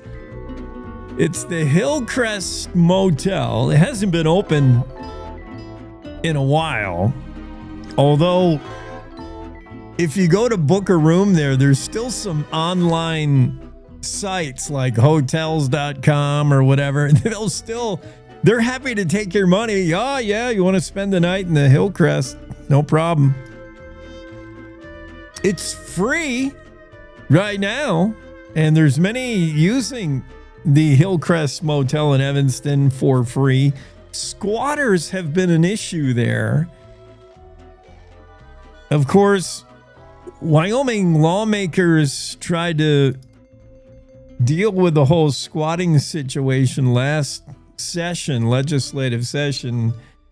I believe they successfully passed a bill. I know it was introduced. But I believe legislation was proposed to make it a little bit easier for property owners to evict squatters. And here's one of those cases where sometimes the property owner has less rights than the dude that just decided he wanted to squat on your property. We're talking about the Hillcrest Motel that was shut down years ago by the owner with the intention of kind of redoing it. It was aging.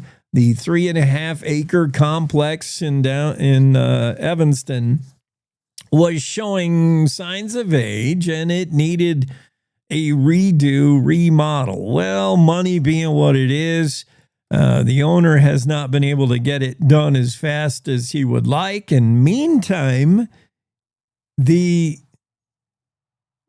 motel has been taken over. The rooms have just been occupied by homeless people, by squatters. I mean, that's one issue. The big issue, though, is they keep starting fires. This is the 8th fire in the last 3 years, according to Uintah County Sheriffs. One of the buildings in the defunct Hillcrest Motel, Evanston, was destroyed by fire Saturday. There have been previous fires that were put out before they did a whole lot of damage. This one looks like it did a ton of damage. It looks pretty extensive. And I don't wonder if this is actually a welcome end game for the motel owner. Let's say you own this motel, you've been thinking about redoing it, and then you just haven't been able to swing it financially. Meanwhile, everybody and his brother moves in and they burn the place down. Whoops. I don't know if you're insured for it, but it doesn't look like the Hillcrest is going to get back in business anytime soon. So if you're the owner, you almost welcome a complete fire like this, I would think. The latest in many of these fires thought to be folks trying to cook in their room because, I mean, there's no power to this building. All the power has been turned off. Water has been turned off. If you live here, you're truly roughing it. You are a rustic squatter. But the complex has seen about 8 fires in the past 3 years, generally concentrated on the same 3 problem buildings, said Uintah County Sheriff's Office. Some of the causes of fire have been linked to tenants smoking in bed. Are we still doing that? It's such like a 1970s thing. Smoking in bed. I mean, smoking is kind of... Smoking's so yesterday, but smoking in bed, even when smoking was in its heyday, when everybody was smoking, you know, you go back and watch a movie from the 60s. I don't know what the life expectancy of an ad agency, an ad exec. You ever watch Mad Men? Oh my goodness. They're smoking constantly. As soon as one cigarette's out, you light up the next one, man. So back, smoking was pretty prevalent in another era, but I still, no matter how much we all smoked way back when, I don't get the smoking in bed thing. Really? You really need to smoke in bed as you're laying there thinking about falling asleep. You're smoking in bed. Who is smoking in bed? And really, if you're smoking in bed, you almost deserve to burn yourself up. It's just like the dumbest thing you can do. So people are smoking in bed, I guess, starting fires. Police Chief Mike Vranish told the Cowboy State Daily, he said, "We've been working with the motel owner to try to get the building vacated." The motel owner couldn't be reached for a comment for this story, but I think we've talked to him previously. Claire McFarland has the story. Evanston's Hillcrest Motel, a sanctuary for squatters, catches fire yet again. This fire looks to be one of the bigger ones they've had there. And at some point, we just got to kick everybody out and let the place burn down. Just scrape this thing already.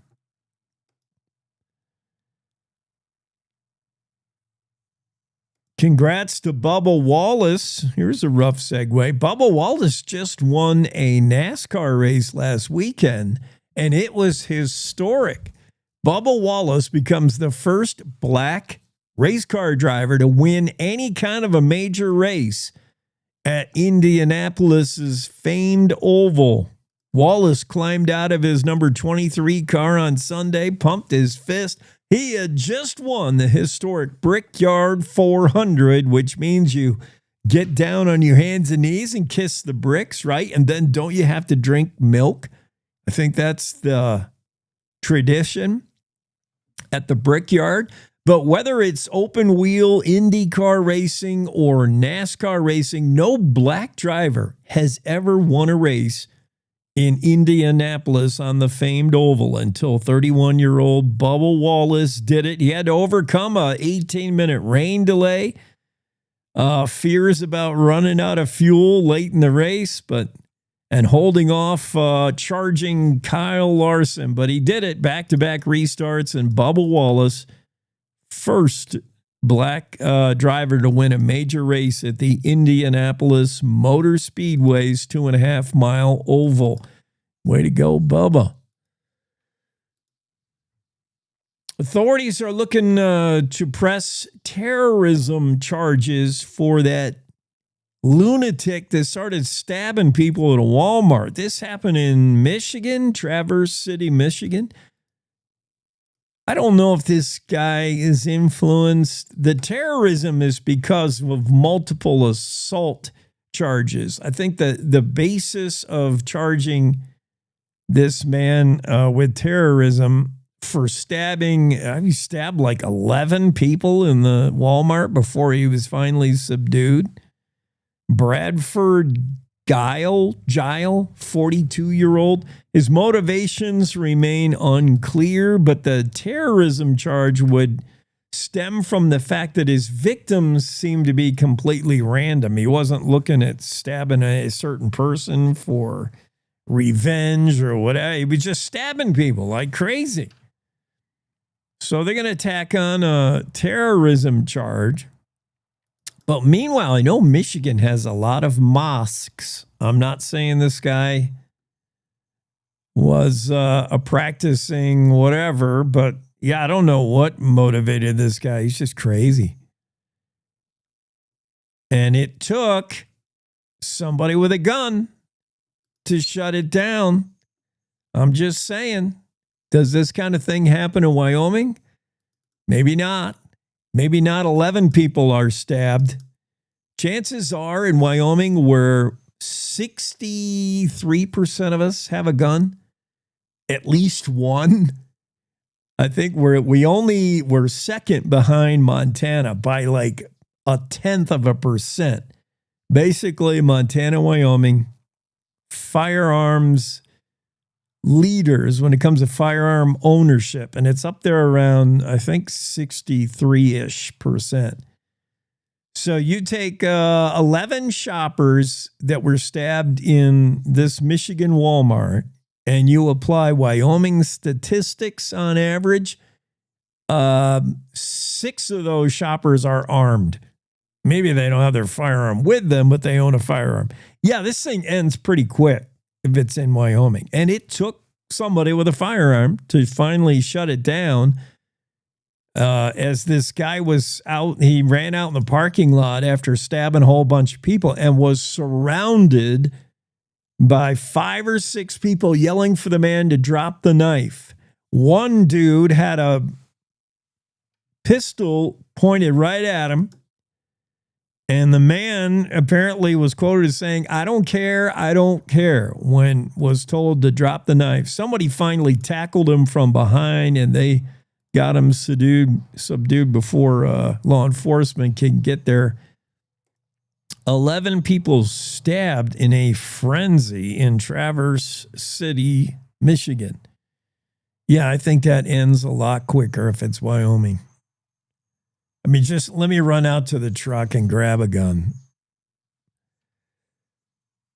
This can't be a good idea. You know, they're trying this in some grocery chain stores in Europe. They're testing this. In particular, shoppers in Norway are shopping at grocery stores where prices of food change sometimes 100 times a day. What's how much for this dozen of egg? This carton of a dozen eggs? Well, it depends on when exactly you pick it up, put it in your cart, and get to the checkout. It could change 3 times by then. It's electronic shelf labels. And if you've seen this thing, yeah, no more. I mean, they do have barcodes, but no more, you can't trust the price you're paying. You better hurry to the checkout. I don't know how they do that if the price were to change, but the pricing changes in real time with, whatever the market going rate is for eggs or milk or bread or whatever other staple you're buying at the grocery store chain. Test marketing these grocery stores where prices change up to 100 times a day. Electronic shelf label prices being tested in Norway, other places in Europe, and coming to the U.S. And it's raising fears of one thing, surge pricing. Yeah. When you got pricing of a commodity in a grocery store based on like in the moment price, if there's a sudden rush, for instance, toilet paper during COVID, if this system was employed at a grocery store during COVID, you would watch the price of toilet paper go from whatever it is now, $8.99 for your dozen pack. And you would watch that thing double, triple, quadruple in the moment. Every day the price was, until finally it became impossibly affordable. I mean, the one thing that people were hoarding it back then, remember that? Everybody, suddenly we hear about some disease that's coming from China, and our first instinct is run out and buy the toilet paper. I still will never understand that. Does anybody know the reasoning behind that? When we find out there's something called COVID, COVID-19, it's a pandemic, they're saying. They're saying you could get COVID, and it's really bad. You'll be coughing and sneeze. It's like the world's worst flu. I wouldn't wish this on anybody. People are going to be dropping dead like cordwood in the streets. we won't even have a chance to bury people. COVID's coming, this thing called COVID. Well, let me run out and buy some toilet paper then. Really? That was Americans' first reaction to news of the pandemic. Better get some toilet paper. So if this grocery store electronic shelf labels was in effect back then, oh my God, it might stop the hoarding, because who could afford to pack up a shopping cart full of toilet paper if the price was going up every minute? Yeah, I don't, it sounds like a bad idea to me. This story is in the Wall Street Journal. Welcome to the grocery store where prices change 100 times a day. Electronic shelf pricing at the grocery store. It sounds like it could have potential bad implications.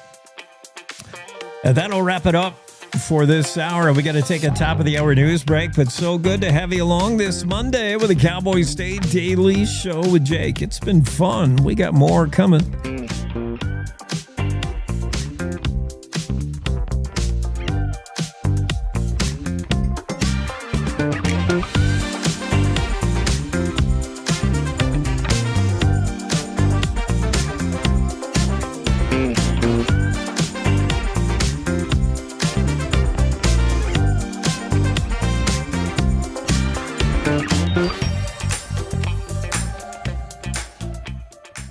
It's time to take a look at what's happening around Wyoming. From the Cowboy State Daily Newsroom, I'm Wendy Core.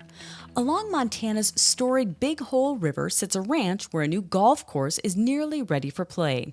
It's the kind of place Charles Kuralt might have stopped to profile for his iconic CBS series On the Road, which celebrated the curious corners of America and the people who lived there. It's also home to the so-called Mistress Cabin, where Kuralt, the previous owner, spent time with his mistress and second family. Cowboy State Daily's David Madison spoke with new owner Buzz Warner, who's gradually won over skeptics in the nearby town of Twin Bridges. A year ago, the talk of the town was this new golf course. It was going in next to the Mistress Cabin, and along comes Buzz Warner. He buys it. Folks were kind of up in arms in Twin Bridges, but since then they've softened. They've seen that it really is quite a low impact alternative to raising feed for cows. So now that he's not doing that, there is a substantial amount of water that's staying in the Big Hole River, which is a good thing. It's a remarkable story about a guy who just loves golf, loves trout fishing, and transformed a ranch into a golf course and saved water for the river. Warner didn't provide a specific open date, but said the course is nearing completion in a couple more weeks. The Mistress Cabin has been preserved on the property. Winning can be decided in less than a second in rodeo. For Adley Thompson of Yoder, her first place finish at the National High School Finals rodeo depended on less than a second in goat tying and breakaway roping. This earned the team the coveted title of Girls All-Around Champion at the 2025 NHSFR in Rock Springs last weekend. Cowboy State Daily's Jackie Dorothy spoke with Thompson, who said she devotes her time to practicing from early morning until dark. Adley Thompson says rodeo is all about winning, and the way to win is hard work. She said it was her family, her faith, and a lot of coaches in her corner. And what she does to practice is a lot of goat tying and a lot of times with her colts. And Salty, the horse that she rode to the championship, is one that she actually even trained herself. Thompson said this is just the beginning of her rodeo career as she plans to go pro in the future. The 1945 Battle of Iwo Jima marks its 80th anniversary this year. The battle and its place in World War II history were highlighted by Wyoming's National Museum of Military Vehicles this month. Cowboy State Daily's Renee Jean says Dan Starks, the museum owner, is among a small number of Americans who visited the island, which is only open one day a year for a reunion of honor ceremony. It's kind of a commemoration of that battle for everyone who died there, both Japanese and American. Over the years, of course, we're losing all of our World War II veterans. And so those flights have become open to people who had family members who were there. And Dan Starks, that's how he came to be on that flight. His father is among those who stood on Iwo Jima's soil during World War II. Starks retraced his father's steps and reflected on what it was like to be on Iwo Jima. The battle over the tiny volcanic island was one of World War II's bloodiest fights. I'll be back with more news right after this.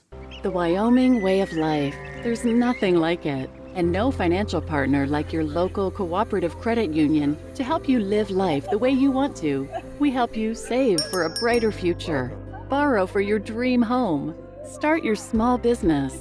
We've got your finances, and you've got plans, so go ahead, pitch a tent, head for the rodeo, reel in a big trout, fire up the smoker.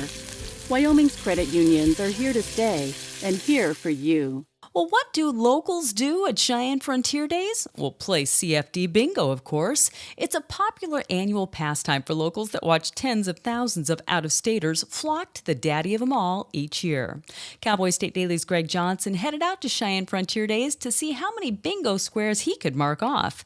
Before the shuttle bus dropped him off, he spotted things like shorts with cowboy boots, a neck tattoo, and both a man and woman with a mullet. I spent an hour at Frontier Days on the Midway to see how many of these boxes I could check off in an hour. The one I saw by far the most was shorts with cowboy boots. Didn't see a fight, although I wasn't there late at night. I did run into a couple people who didn't find it very funny. They thought it was making fun of Cheyenne and everything. But for the most part, most people, especially the locals, all liked it. Cheyenne residents also play another unofficial game, Spot the Out-of-Stater, which most locals say is very easy to do. And that's today's news. Get your free digital subscription to Wyoming's only statewide newspaper by clicking on the daily newsletter button at cowboystatedaily.com. I'm Wendy Core for Cowboy State Daily. Most hiring algorithms would scream me out. Some bosses couldn't see me as a leader. I've run this place for 20 years, but I still need to prove that I'm more than what you see on paper.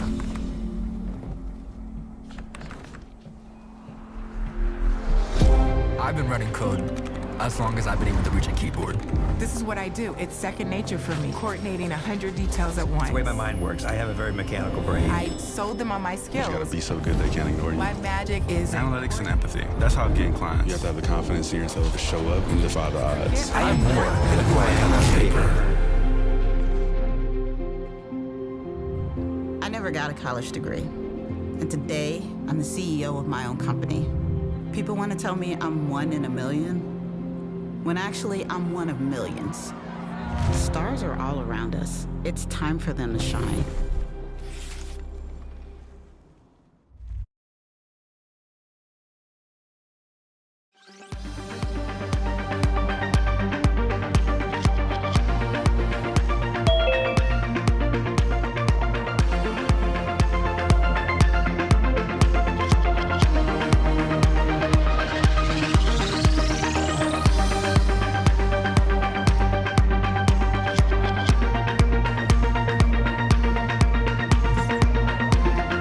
Cowboy State Daily Show with Jake on a Monday, and Dale Killingback's here. Everything I know about Wild Bill Hickok and Calamity Jane I learned from the HBO series, which means I'm probably as ill-informed as a Casper Planet reader, if that's the only place you get your news. Dale, what do I not know about Wild Bill Hickok? What should I know? Well, if you didn't know that where he slept was in this kind of outside of town in some little gulch that was covered with trays, in a wagon box, that's where he hung out, at night, and he couldn't see that well at night. So, he was always looking out for his protection. And when he got up in the morning, he had a stiff drink of whiskey, and then he would empty both of his pistols into a tree. And then I guess he would turn to breakfast and walk into town to start gambling his day away. Very similar to my morning routine. I'd like to wake up and just throw lead at some innocent tree. Peter Cousin's book, it's a game changer. How is this? I mean, a huge revelation or just a shift in what we thought we knew about some Western legends? Well, according to Peter, it's whether you watched the series or didn't watch the series, I guess, Yeah. But yeah, it seems like he's really dug in. I haven't read through the whole book. I skimmed the book for my article, but yeah, he's got like, I don't know, 20 some pages of bibliography. So he's really done a lot of research. He said he read almost all the newspaper articles from 3 newspapers in Deadwood back in the day. He's done research all over the country. So if there's anything new to dig out about Wild Bill and Calamity Jane, I'm pretty sure he did it. In this, he's a well-respected historian. Very interesting. We're talking to Dale Killingback, who also had that story that we've been talking about today about UW's new multi-million, $289 million state-of-the-art dorms, dining hall, and it's going to have an old look to it. Yeah, it's absolutely fascinating when you walk up to it. I mean, I was just really struck with the sandstone and the Gothic design, and then inside they've done it upright. I mean, I wish I was going to college again, Yeah. So they really want to make it community, so they have the dorm rooms. Some of the dorm rooms there's different choices in the dorm rooms. Some have toilets, but they have individual toilets instead of the old community toilets in the hall of the dorms.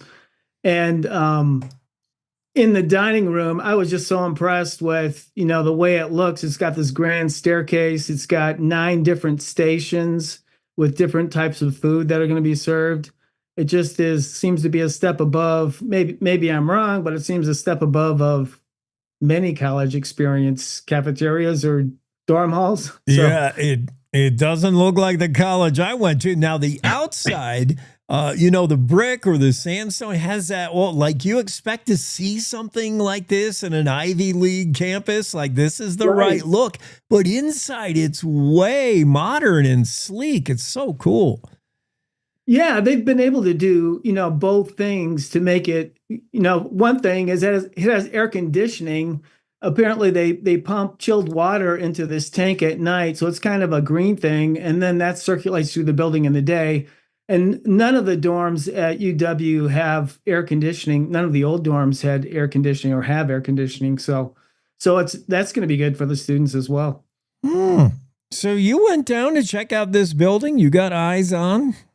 I got eyes on, walked through it, got a tour of the campus. So I was very impressed. It was my first time at UW because, I've only been here a couple of years in Wyoming and hadn't got down there yet, but I was really impressed. Wow, that's pretty nice. And this time of year, there's not a lot of classes or students there, right? Yeah, there were some students. I was actually surprised. It was hard for me to find a parking spot. Oh, wow. But yeah, there's a lot of people. I think there's some teachers. I went to the Science Initiative building, and there was a class of probably teachers from around the state that were doing some work there. So there's the research building. There was quite a few people in there doing research. All right, let's go back to Casper. Dale Killingback's story about Michael Hughes, 31-year-old former cop. He was involved in that long 17-hour standoff last August where I think he actually took shots at law enforcement. He ought to know better as being one.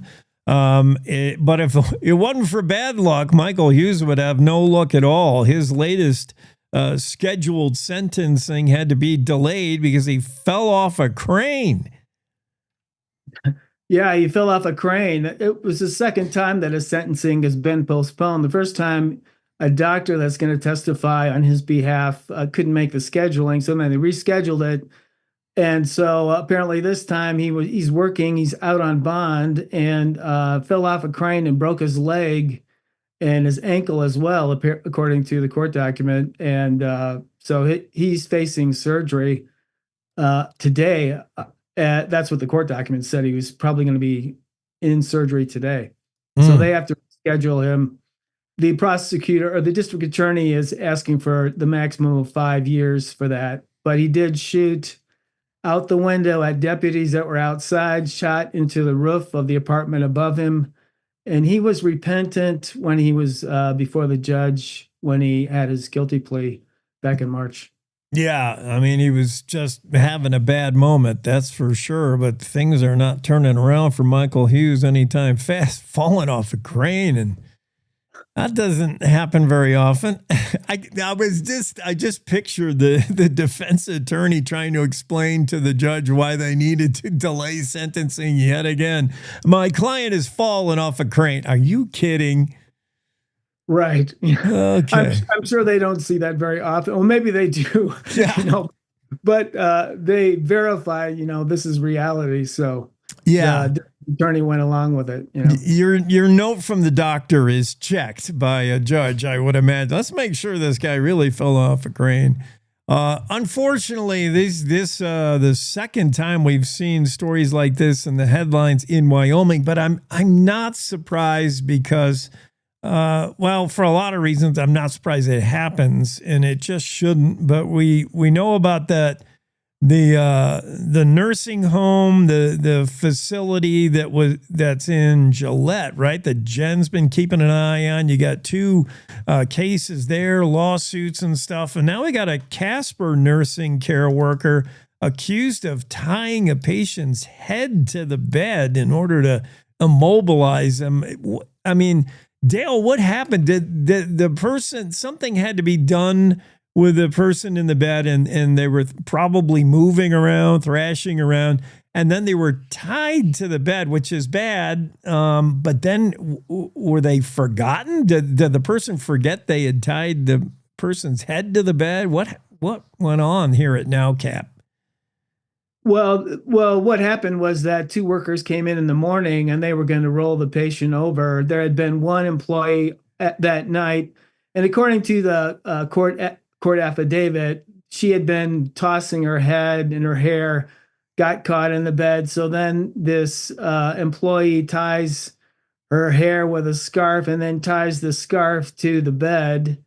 And just left her like that. So she couldn't move her head. She couldn't move, basically. I mean, if you can't move your head, you can't roll over, right? And so then these 2 employees coming in the morning, and this employee that had been there that night that tied the scarf to the bed, she's trying to, say that she was just thrashing her head and she put the scarf on her, but that, it must have gotten caught on the bed. But actually, it took them like 5 minutes to untie the scarf from the bed. And so she got slapped with 2 charges, actually, 1 a felony, one a misdemeanor for tying her down, and she no longer has a job.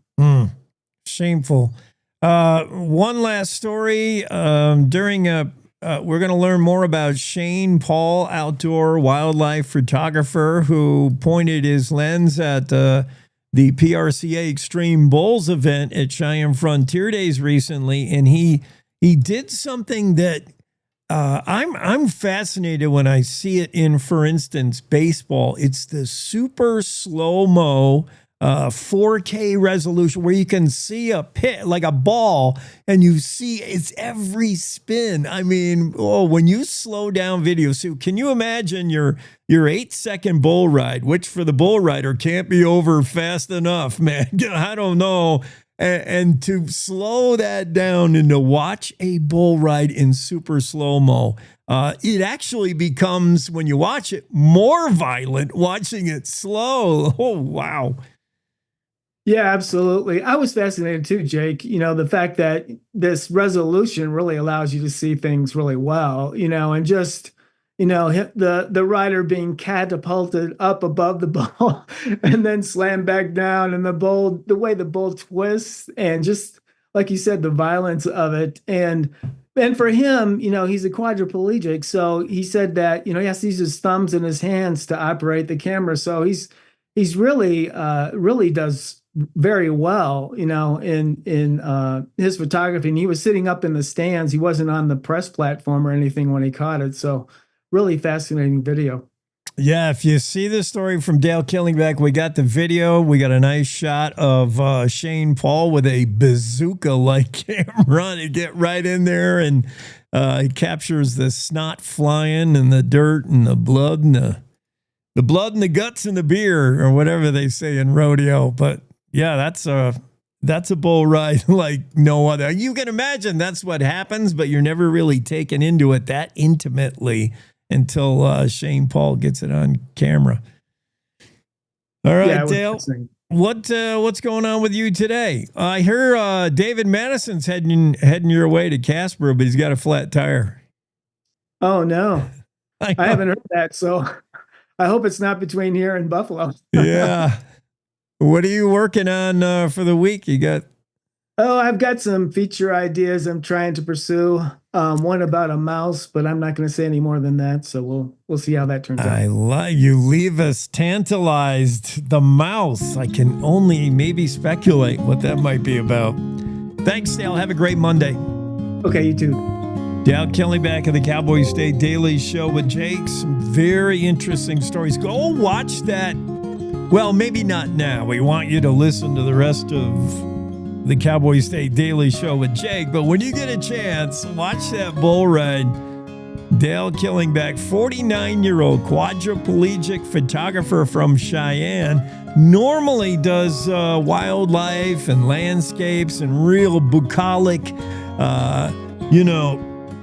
tranquil scenery stuff. But he decided, he's done some rodeo. He decided to point that camera, get a slow motion, 21 seconds of adrenaline and pain, slow motion bull ride that is nasty. The slower the bull ride happens, the more violent it seems. You really get an appreciation for what happens in a bull ride. It's crazy. I'm going to take a quick break here and come back with, I don't even know what. I'm going to have to, Wyoming Game and Fish and some other stuff. Let's take a quick break. We'll be back with more of the show after these. To the Teton Range, Cheyenne to Sheridan, Rawlins to Ralston, Cowboy State Daily Morning Show covers the state like no other radio show or podcast. We love Lovell. We're eager to share the stories of Story will crow about Crowheart and Yodel over Yoder. Whether you make your home in Sweetwater, Chugwater, Powder River, or Green River, the Cowboy State Daily Morning Show will make you feel right at home. Jeffrey City, Atlantic City, we see you. Little America, Big Piney, you're on our radar. Howdy, Wapiti, Meeteetse, Shoshone, Ten Sleep, good morning. Welcome, Torrington, Riverton, Wheatland, Lusk, Lingle, Lander, Timber, Casey, Kerwin, Moorcroft, Mountain View, Moose, Fort Bridger, Fort Laramie, Fort Washington, Hannah, Hudson, Hewlett, Dayton, Daniel, and DuBois. We are east of Weston, west of Midwest, north of Newcastle, and south of Sundance. Border to border, we love Wyoming and every one of its communities, bar none. This is the Cowboy State Daily Radio Network. Meet Norm. He lives with anxiety, but with the help of this latest innovation from Be Normal, he can be normal, just like everyone else. With the swipe of a finger, you can project happiness, confidence, machismo. Why settle for being real when you can be normal? The Normal Maker, new from Be Normal. This item doesn't really work because there's no such thing as normal. We're all different. What we like, how our brains work. In fact, 1 in 5 of us live with mental illness. Don't filter who you are. Start by talking to someone you trust. And remember, there is no normal. Nestled between Casper Mountain and the North Platte River, you'll find the heart of Wyoming. With a bustling downtown centered around our outdoor haven, Casper is for adventurers, freedom seekers, and rule breakers who find beauty off the beaten path. So if touchable history, a vibrant community, and uninterrupted outdoor recreation define your travel itinerary, allow us to welcome you to the one and only Casper, Wyoming. Plan your trip at visitcasper.com. I think I finally found. Hey, how you doing? Hey, Mason. Hey, Mason. Got a new house. It's looking pretty cool so far. A place that I call home. I'm teaching Louise how to cook some lasagna. It only takes a spark to make a fire start.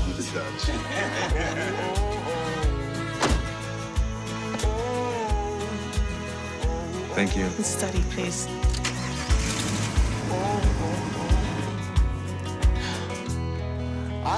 like I finally found a place to make my own. A place that I call home. This place that I call home.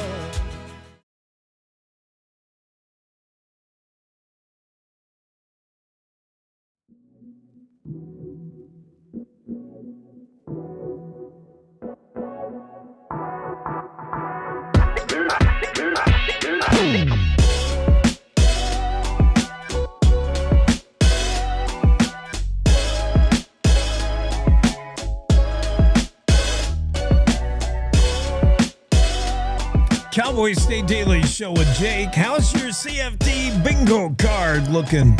Did you manage to get to any of the festivities in Cheyenne as the 10-day daddy of them all wrapped up over the weekend? We've crowned all the winners in the rodeo. The carnival rides are shut down and the carnies are packing up, moving on to the next show. It's all over but the shouting, and it's all over but the bingo card, which that story is in. Who wrote that? Greg wrote that story, right? The bingo card. What do locals do at Cheyenne Frontier Days? They play CFD bingo, of course. The bingo card includes things you will likely see at a Cheyenne Frontier Days rodeo, including a man with a mullet, a woman with a mullet, someone getting arrested. That's probably pretty popular. Jeans tucked into cowboy boots. Yeah, you'll see that. I don't know if that's a Western faux pas or not. It depends on how you do it. Women often wear the tight jeans, skinny jeans, so they can't even get them outside their cowboy boots. They got to go inside. Okay, I'll forgive that, sort of. Men, do you tuck your pants in the cowboy boot? You hardly ever see it, but it is kind of buckaroo. It does have some old, once in a while you'll see an Idaho buckaroo guy do it. You'll see Texans, old school Texans do it. These are old Texas cowboys that wore Levi's over Wranglers. And they would tuck their jeans in the boots. Denim jacket with fringe. That's in your CFD bingo card. Yeah, you'll see that. Cowboy hat and shorts. Greg Johnson said he saw that before he even got off the bus. He spent an hour at Cheyenne Frontier Days and filled out what he thinks about a third of his bingo card, including a cowboy hat with shorts. He said I didn't even get off the bus and I saw that. Drunk girl crying. Sad, but probably common enough that you'll get that filled out on your bingo card. How about a cowboy hat made out of a Coors Light 18-pack? Sometimes you forget your cowboy hat. Or you wish you brought it, or you lost it. And you just have to fashion one out of what's left of your Coors 18-pack, your Coors Light 18-pack. All right. Wannabe cowboy with a hat on backwards. That might be a hard one to fill, but it is definitely done. And that's also falls under the category of dead giveaway. You're not from around here. Rocking the cowboy hat backwards. That's on the bingo card. United States flag, a U.S. flag somewhere on your clothing, t-shirt, jacket, whatever. Yeah, you're going to see a ton of that. Everybody loves being patriotic. Sleeveless flannel shirt. Yeah, there'll be some redneck situation going on. How about a fight? Yeah, drunk person vomiting, fight. That all happens on the same night, right? You got a drunk girl crying. You got a fight and you got a drunk person vomiting. That's going to be, after your night entertainment Cheyenne Frontier Days, usually followed by an arrest, which is also on your bingo card. Greg Johnson has that story in the Cowboy State Daily. ICE been busy in Teton County of late. ICE officers arrested multiple foreign nationals in a coordinated early morning operation across western Wyoming this week. Claire McFarland has a story about ICE operations, particularly in the Teton County area. Operating for at least 11 hours on Monday in western Wyoming, federal immigration authorities arrested a Romanian and 2 Mexican nationals. They picked up 2 more Mexicans from the Teton County Detention Center that were already in lockup, and further discussed congressional action giving them more money than most of the world's armies. Yeah, ICE has a pretty healthy budget. ICE officers left Pinedale at about 4:40 in the morning Monday. They picked up 1 Turkish gentleman and 1 Romanian target. And then it was on to Jackson, where everybody knows the deal going to Jackson. Couple bottleneck areas. Everybody's stay close. Wyoming-based office leader, whom Cowboy State Daily agreed not to name during the embedded ride to the agency that Claire McFarland took. She got to do a ride along with ICE. That's pretty exciting. We'll talk to Claire on Wednesday, ask her how that was. But she was with ICE when they rolled into Jackson, and one of the officers of ICE said, everybody knows the deal going to Jackson. Yeah, 30%, estimated 30% of Jackson residents are of Latino descent, most from Mexico. Most here legally with papers in order, but many not. Also, but what a ride along. 6 a.m. And I'm so glad that Claire encountered traffic. Yeah, that's been my pet peeve of late. There's more traffic in Jackson than I've ever seen. From Pinedale, ICE rolled into Jackson at 6 a.m. and Claire noted the traffic. 6 in the morning. That's not unusual. First stop was the Virginian Apartments. Oh, yeah, they could spend a little time there. Claire McFarland's experience with a ride along with ICE documented in her story. Check it out in the Cowboy State Daily. Who is this guy? High country harasser, or harasser, if you want to say it that way. It's up to you. Vase, aunt, harasser. Claire McFarland has this story as well. This guy finally arrested on the Continental Divide Trail in Carbon County.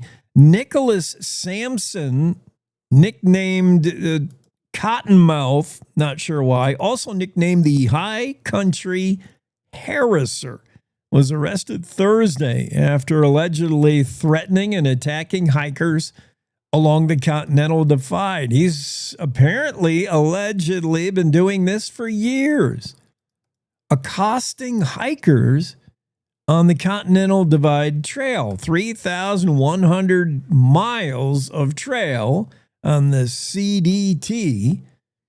And on those miles that go through Carbon County, very often, especially if you're a female hiker, you could be accosted by Nicholas Cottonmouth Sampson.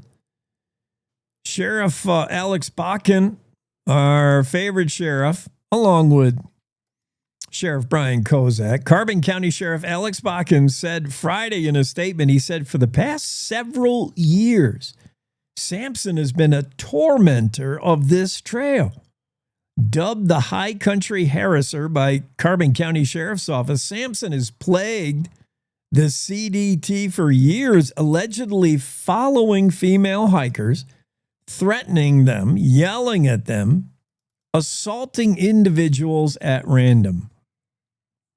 Well, they finally have taken Sampson into custody. He was arrested and charged with 2 counts of breach of peace and remained in the Carbon County Jail as of Friday of last week. Bakken wrote, "We'd like to take this opportunity to encourage our residents and visitors to enjoy all the scenic trails Carbon County has to offer, especially now that Cottonmouth is enjoying a complimentary stay at our 5-star county accommodations."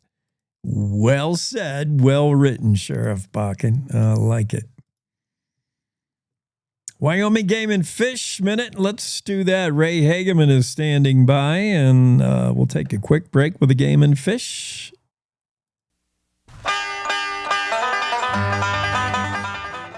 Aerial cheatgrass treatments along the Wind River Front and Wyoming Range are underway.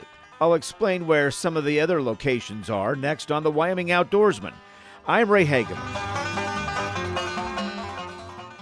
As of July 15th, Sublette County Weed and Pest, along with the Wyoming Game and Fish and other partners, will be conducting aerial cheatgrass treatment on Bureau of Land Management, Forest Service, State of Wyoming, and private lands throughout Sublette County. Sublette County Weed and Pest's aerial contract applicator will be treating along the Wind River Front and Wyoming Range. Treatment will occur daily and with multiple helicopters each day through August. Roads leading to active treatment areas will be marked in the field with signs. Please avoid these active treatment areas to allow the work to continue. Updates will be posted weekly on the Sublette County Weed and Pest Facebook page. Check for updates. Cheatgrass is a non-native invasive annual grass that competes with native vegetation for resources. It grows in the interspace between native plants where it competes for resources, causes an increase in fine fuels and fire frequency. It changes the landscape for sagebrush obligate species, and it reduces grazing opportunities. The treatment is part of a large-scale landscape-level project to control cheatgrass and limit its spread, protecting native vegetation. Treatments are part of an ongoing project of the Sublette Invasive Species Task Force managing cheatgrass. The 2025 treatments are a culmination of many years of planning to acquire funding, environmental authority, and permissions. The scale is widespread and across multiple land jurisdictional boundaries. Most treatments will occur on south-facing slopes. In the Wyoming Range, treatments generally will occur in the foothills from Black Canyon down through Lake Mountain, the Little Colorado Desert, and the Calpet Road. On Forest Service-managed lands, treatments will be on the ridges and adjacent hillsides of Fremont, Half Moon, and Boulder Lakes.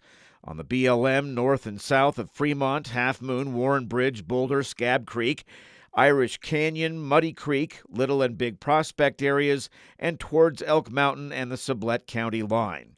Along Highway 1919-189 down the rim.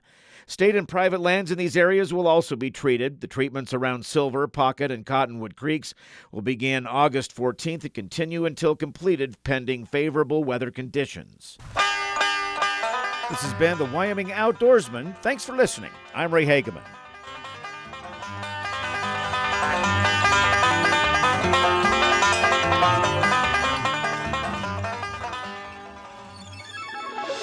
This is the Cowboy State Daily Morning Show with Jake. It is, and we're covering a few more stories of the Cowboy State Daily over the weekend. Tons of stories. Whenever we leave you Friday after Friday morning show, and by the time we reconvene Monday morning, there's like 30 additional stories we got to get to. Tons of stuff, and usually it takes all of Monday and some of Tuesday to get through all the stuff. Stephanie chimes in on the Facebooks and she shares some hearts. In fact, Stephanie didn't type one word. She's one of those emoji peoples. They can carry on an entire conversation with emojis and never actually type anything. But that's an indication of how much time, I guess, we're spending online. Americans, no surprise, the biggest no-duh story of the day, U.S. News reporting Americans spend nearly half their day online, according to a new eye-opening poll. I'm not sure it's too groundbreaking or eye-opening for me. I think we could guess that most of us are online for half the day, whether it's work. Your job probably requires you to be using Wi-Fi for some reason. I'm online right now. Or whether you're just goofing around, killing time. You're probably doing that online. Wired Americans spend nearly half their day online, splitting that time evenly between watching videos or TV shows and working, browsing, shopping. A new survey done by Optimum, a telecommunications firm. I think this is just not news. I mean, half the day online seems pretty average for most people. Greg Johnson and I discussed earlier in the show how these statistics probably skew a little bit. 55% of our days spent online, our woke day, our waking hours. 55% of our waking hours are spent online. But for those of the older category, and by the way, this poll did not break down by age group. Online survey of 2,000 adults age 18 or over.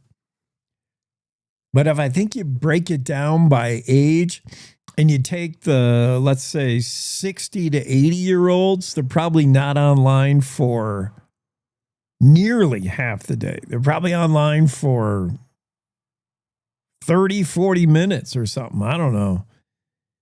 And then the young, so they drag down the average, but then the youngsters, anybody, from 15 to 25 years old, they're online almost all the day. And they get the poll numbers up there to half. So we spend half our day online. Yeah, I'm completely not surprised. Wyoming Freedom Caucus opposes more nuclear waste storage sites. I was a little surprised to see the Freedom Caucus pushing back on this. It's hard to say where this would fit in their platform. I couldn't have guessed, but Freedom Caucus is opposing efforts supported by some Republicans and supported by the state's Libertarian Party and others. Trump's order to fast-track nuclear production has got some lawmakers wondering, well, if we get these small nuclear plants up and going, these micro plants, what are we going to do with the spent nuclear waste from them? And the Wyoming Freedom Caucus pushing back a little bit. On Thursday evening, the Freedom Caucus officially joined the debate about whether the state should add more nuclear waste sites within its borders. And the Freedom Caucus voiced stark opposition. Little surprising, maybe, but I'm glad to see it. I for one, I do not want to see Wyoming becoming the country's dumping grounds for nuke waste for any amount of money. BBC News reporting this story. It's also found in several other places. Vogue magazine, the fashion glossy, has just featured a model in its latest edition, and she's being touted as the next supermodel. It's August's print edition of Vogue, if you run out and buy it. And you'll see an advertisement spread for Guess clothing featuring a flawless blonde model showing off a striped maxi dress and also in a floral play suit, just wearing the Guess's summer collection, not unlike any other Vogue issue, except this lovely young lady, the latest supermodel, isn't real, isn't a person at all. It's an AI model, artificial intelligence created model in Vogue. And it's the first time Vogue or any other major fashion magazine has done so. The technology certainly exists to do it. But it's got some people raising concerns about whether this is ethical or not. The supermodel in Vogue magazine, from now on, when you flip the pages in a Vogue, you don't know if you're looking at somebody real or not real. It's crazy. The age we're living in where you almost can't trust anything you see, you know? Even your eyes can't be the final determinant. My eyes see the supermodel, but she doesn't really exist. Crazy. We'll take one last break and run for the finish line here on the Cowboy State Daily Show, Monday edition. Thanks for being here. Stay there. Wyoming is the Cowboy State. From corner to corner, there are so many stories to be told, and more cowboys and cowgirls are turning to the Cowboy State Daily News team to keep them in touch with what's happening both locally and in other parts of Wyoming. I'm Riley Strand, videographer and production assistant for Cowboy State Daily Video News. We're proud to bring the most important stories to our viewers every day. The stories that start conversations, the stories that make us laugh, the stories that make us think. Our experienced journalists at Cowboy State Daily are crisscrossing the state every day, talking to those who know the news best. Every day, host Wendy Core and I talk to the reporters who are covering the topics, issues, and people that are important to Wyomingites. And in our daily newscast, we bring you those stories. Tune into the Cowboy State Daily Video Newscast every morning, only on CowboyStateDaily.com.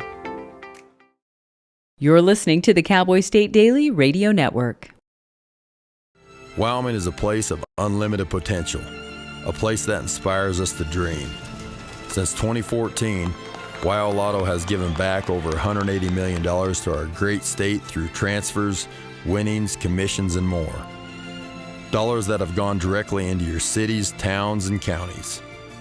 Dollars that have changed lives and set dreams in motion. Thank you, Wyoming, for a legendary 10 years. We can't wait to dream up what's next.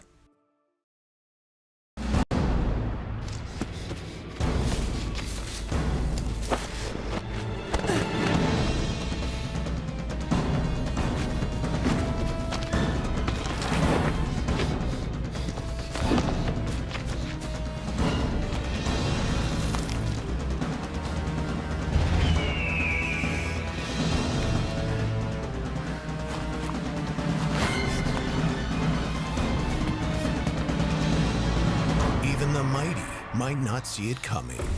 It's prediabetes, and it captures 1 in 3 adults. You may not even know you have it, but you can escape. Take the 1-minute prediabetes risk test to know where you stand. With early diagnosis, you can change the outcome and prevent or delay type 2 diabetes. Be your own hero on smartphones everywhere at doihaveprediabetes.org. I wanted to talk with you and your mom today, Lily, because of some of the changes your friends and teachers have seen in you lately. And along with the incident the other day, you were with Derek when he was caught selling marijuana. Yeah, he was selling it. Honey, we know. But we care about you and want to know what's going on. That's right. We'd like to understand it better and see how we might help. And if weed is a part of it, we want to make sure you know about the negative consequences for someone your age. So, can we talk? Talk. They hear you.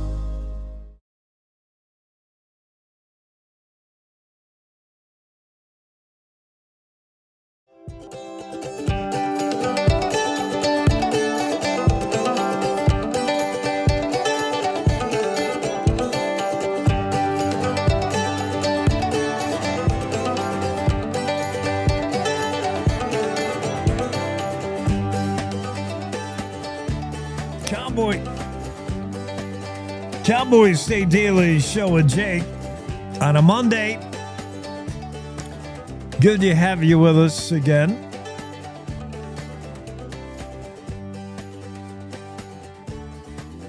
I am fascinated with stories like this. This is why we need National Geographic magazine. Talking about Vogue featuring models that are not real, supermodels wearing clothes, and they're not real. I sure hope National Geographic doesn't get into the same mindset and run stories that aren't real. This story sounds like it's not real. It sounds like fake news. It's incredible, but you have to believe it's for real because it's National Geographic. They wouldn't do fake news, would they? We're talking about a spider that lives in the rainforest of Peru. And this spider is a sneaky snake. I mean, if this isn't intelligence, I don't know what is. Is this just hereditary? Not hereditary. Is this just like Darwinism? Where did this spider learn to do what it does out of sheer evolution? Or does it have, does this spider actually have brains? In a spider. This spider is known for its technique of building a fake version of itself in order to trick what it wants to catch, using whatever handy bits of leaves and scraps of dead insects and plenty of silk. Of course, the spider can weave its own silk version. This spider, and I'm looking at a photo of this Peruvian spider that builds fake versions of itself. A dummy look-alike spider. This ingenious trick gives the Peruvian spider a critical edge. Instead of risking attack by a potential predator, let's say a bird, it also uses the dummy spider and it puts it on one part of the web. So obviously, like other things like a fly or whatever insect the spider wants to kill and eat would avoid. The spider would say, ooh, there's a spider there. I'm going to come over here. Oh, then that's exactly what the spider wanted. It's fat. Like, I can't believe spiders have the intellect to do that. That had to be something that was just evolutionary. It slowly figured it out over eons. I like to think that. I'd like to think spiders aren't that smart. That's the more frightening thought. This Peruvian jungle spider makes a dummy of itself in order to more successfully kill stuff. That's next level. Dang. Mark Hines says a story about other wildlife. Not sure how smart an otter is compared to a spider, but Wyoming Game and Fish proposing rule changes for unintentionally killed otters. This rule would let trappers off the hook for some otter killings, but they would not be allowed to keep the pelts. Game and Fish is trying to acknowledge that sometimes otters are the unintended catch of some trappers. And in order to give some relief to these trappers, Game and Fish is considering regulation rule changes. Trappers would not be penalized for unintentionally killing otters, but they would have to hand the otters' carcasses over to Game and Fish. A recent change in Wyoming statute put the agency in charge of managing otters. We saw this play out last legislative session at the beginning of the year.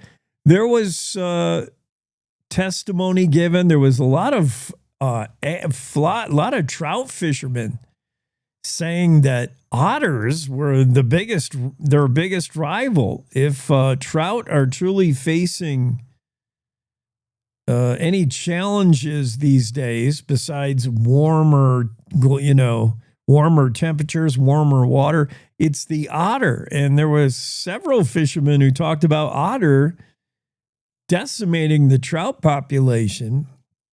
So anyway, there was rule changes, law changes in state statute. Game and Fish spokesperson Amanda Fry told the Cowboy State Daily's Mark Hines said, it is similar to other species where carcass turn-in helps us better monitor and manage wildlife. The change in policy will be unintended trapped otter must be turned over to the Game and Fish. But on the positive side, the said trapper would not face any kind of charges for killing an otter. It would be okay as long as you turn the carcass over to Game and Fish. Check out the Cowboy State Daily opinion section. Great story from Alan Ohashi. He's just chimes in as a guest columnist, sort of a letter to, well, more than a letter to the editors, more like a guest columnist. And Ohashi decided to write about his experience as a carny. He's not normally a carny. He said, I was a newspaper columnist in Lander, Alan Ohashi wrote, and I always wondered what it was like to work in a carnival. So I decided to give it a try. At Cheyenne Frontier Days, he volunteered for 10 days of carning. He said, it turns out I'm pretty good at getting people to give me $1 for almost nothing. And that's at the heart and soul of what carnies do, right? They get you to hand over that buck or that $5 bill for almost nothing. You want a chance of throwing a ball at the milk jugs? You want a chance at throwing a ring over the milk jugs? Whatever else the carnies do. But Alan Ohashi describes his time with the Cheyenne Frontier Days Carnival just cause. He signed up and tells us all about it. Balloon darts. I mean, he did the whole bit. He said, turns out selling pop at the CFD parade as a kid was the ultimate carny boot camp. Who knew slinging sugary soda would be a training grounds for hustling balloon darts? Yeah, great story from Alan. That's in the opinion section of the Cowboy State Daily. I like it. Well, how about renaming what's in a name? Renaming of a mountain and a renaming of a lake in Wyoming, just southwest of Mount Moran, sandwiched between Paintbrush Canyon and Lee Canyon, rising 11,593 feet above sea level, is Mount Woodring. And it's part of about a 40-mile Teton range.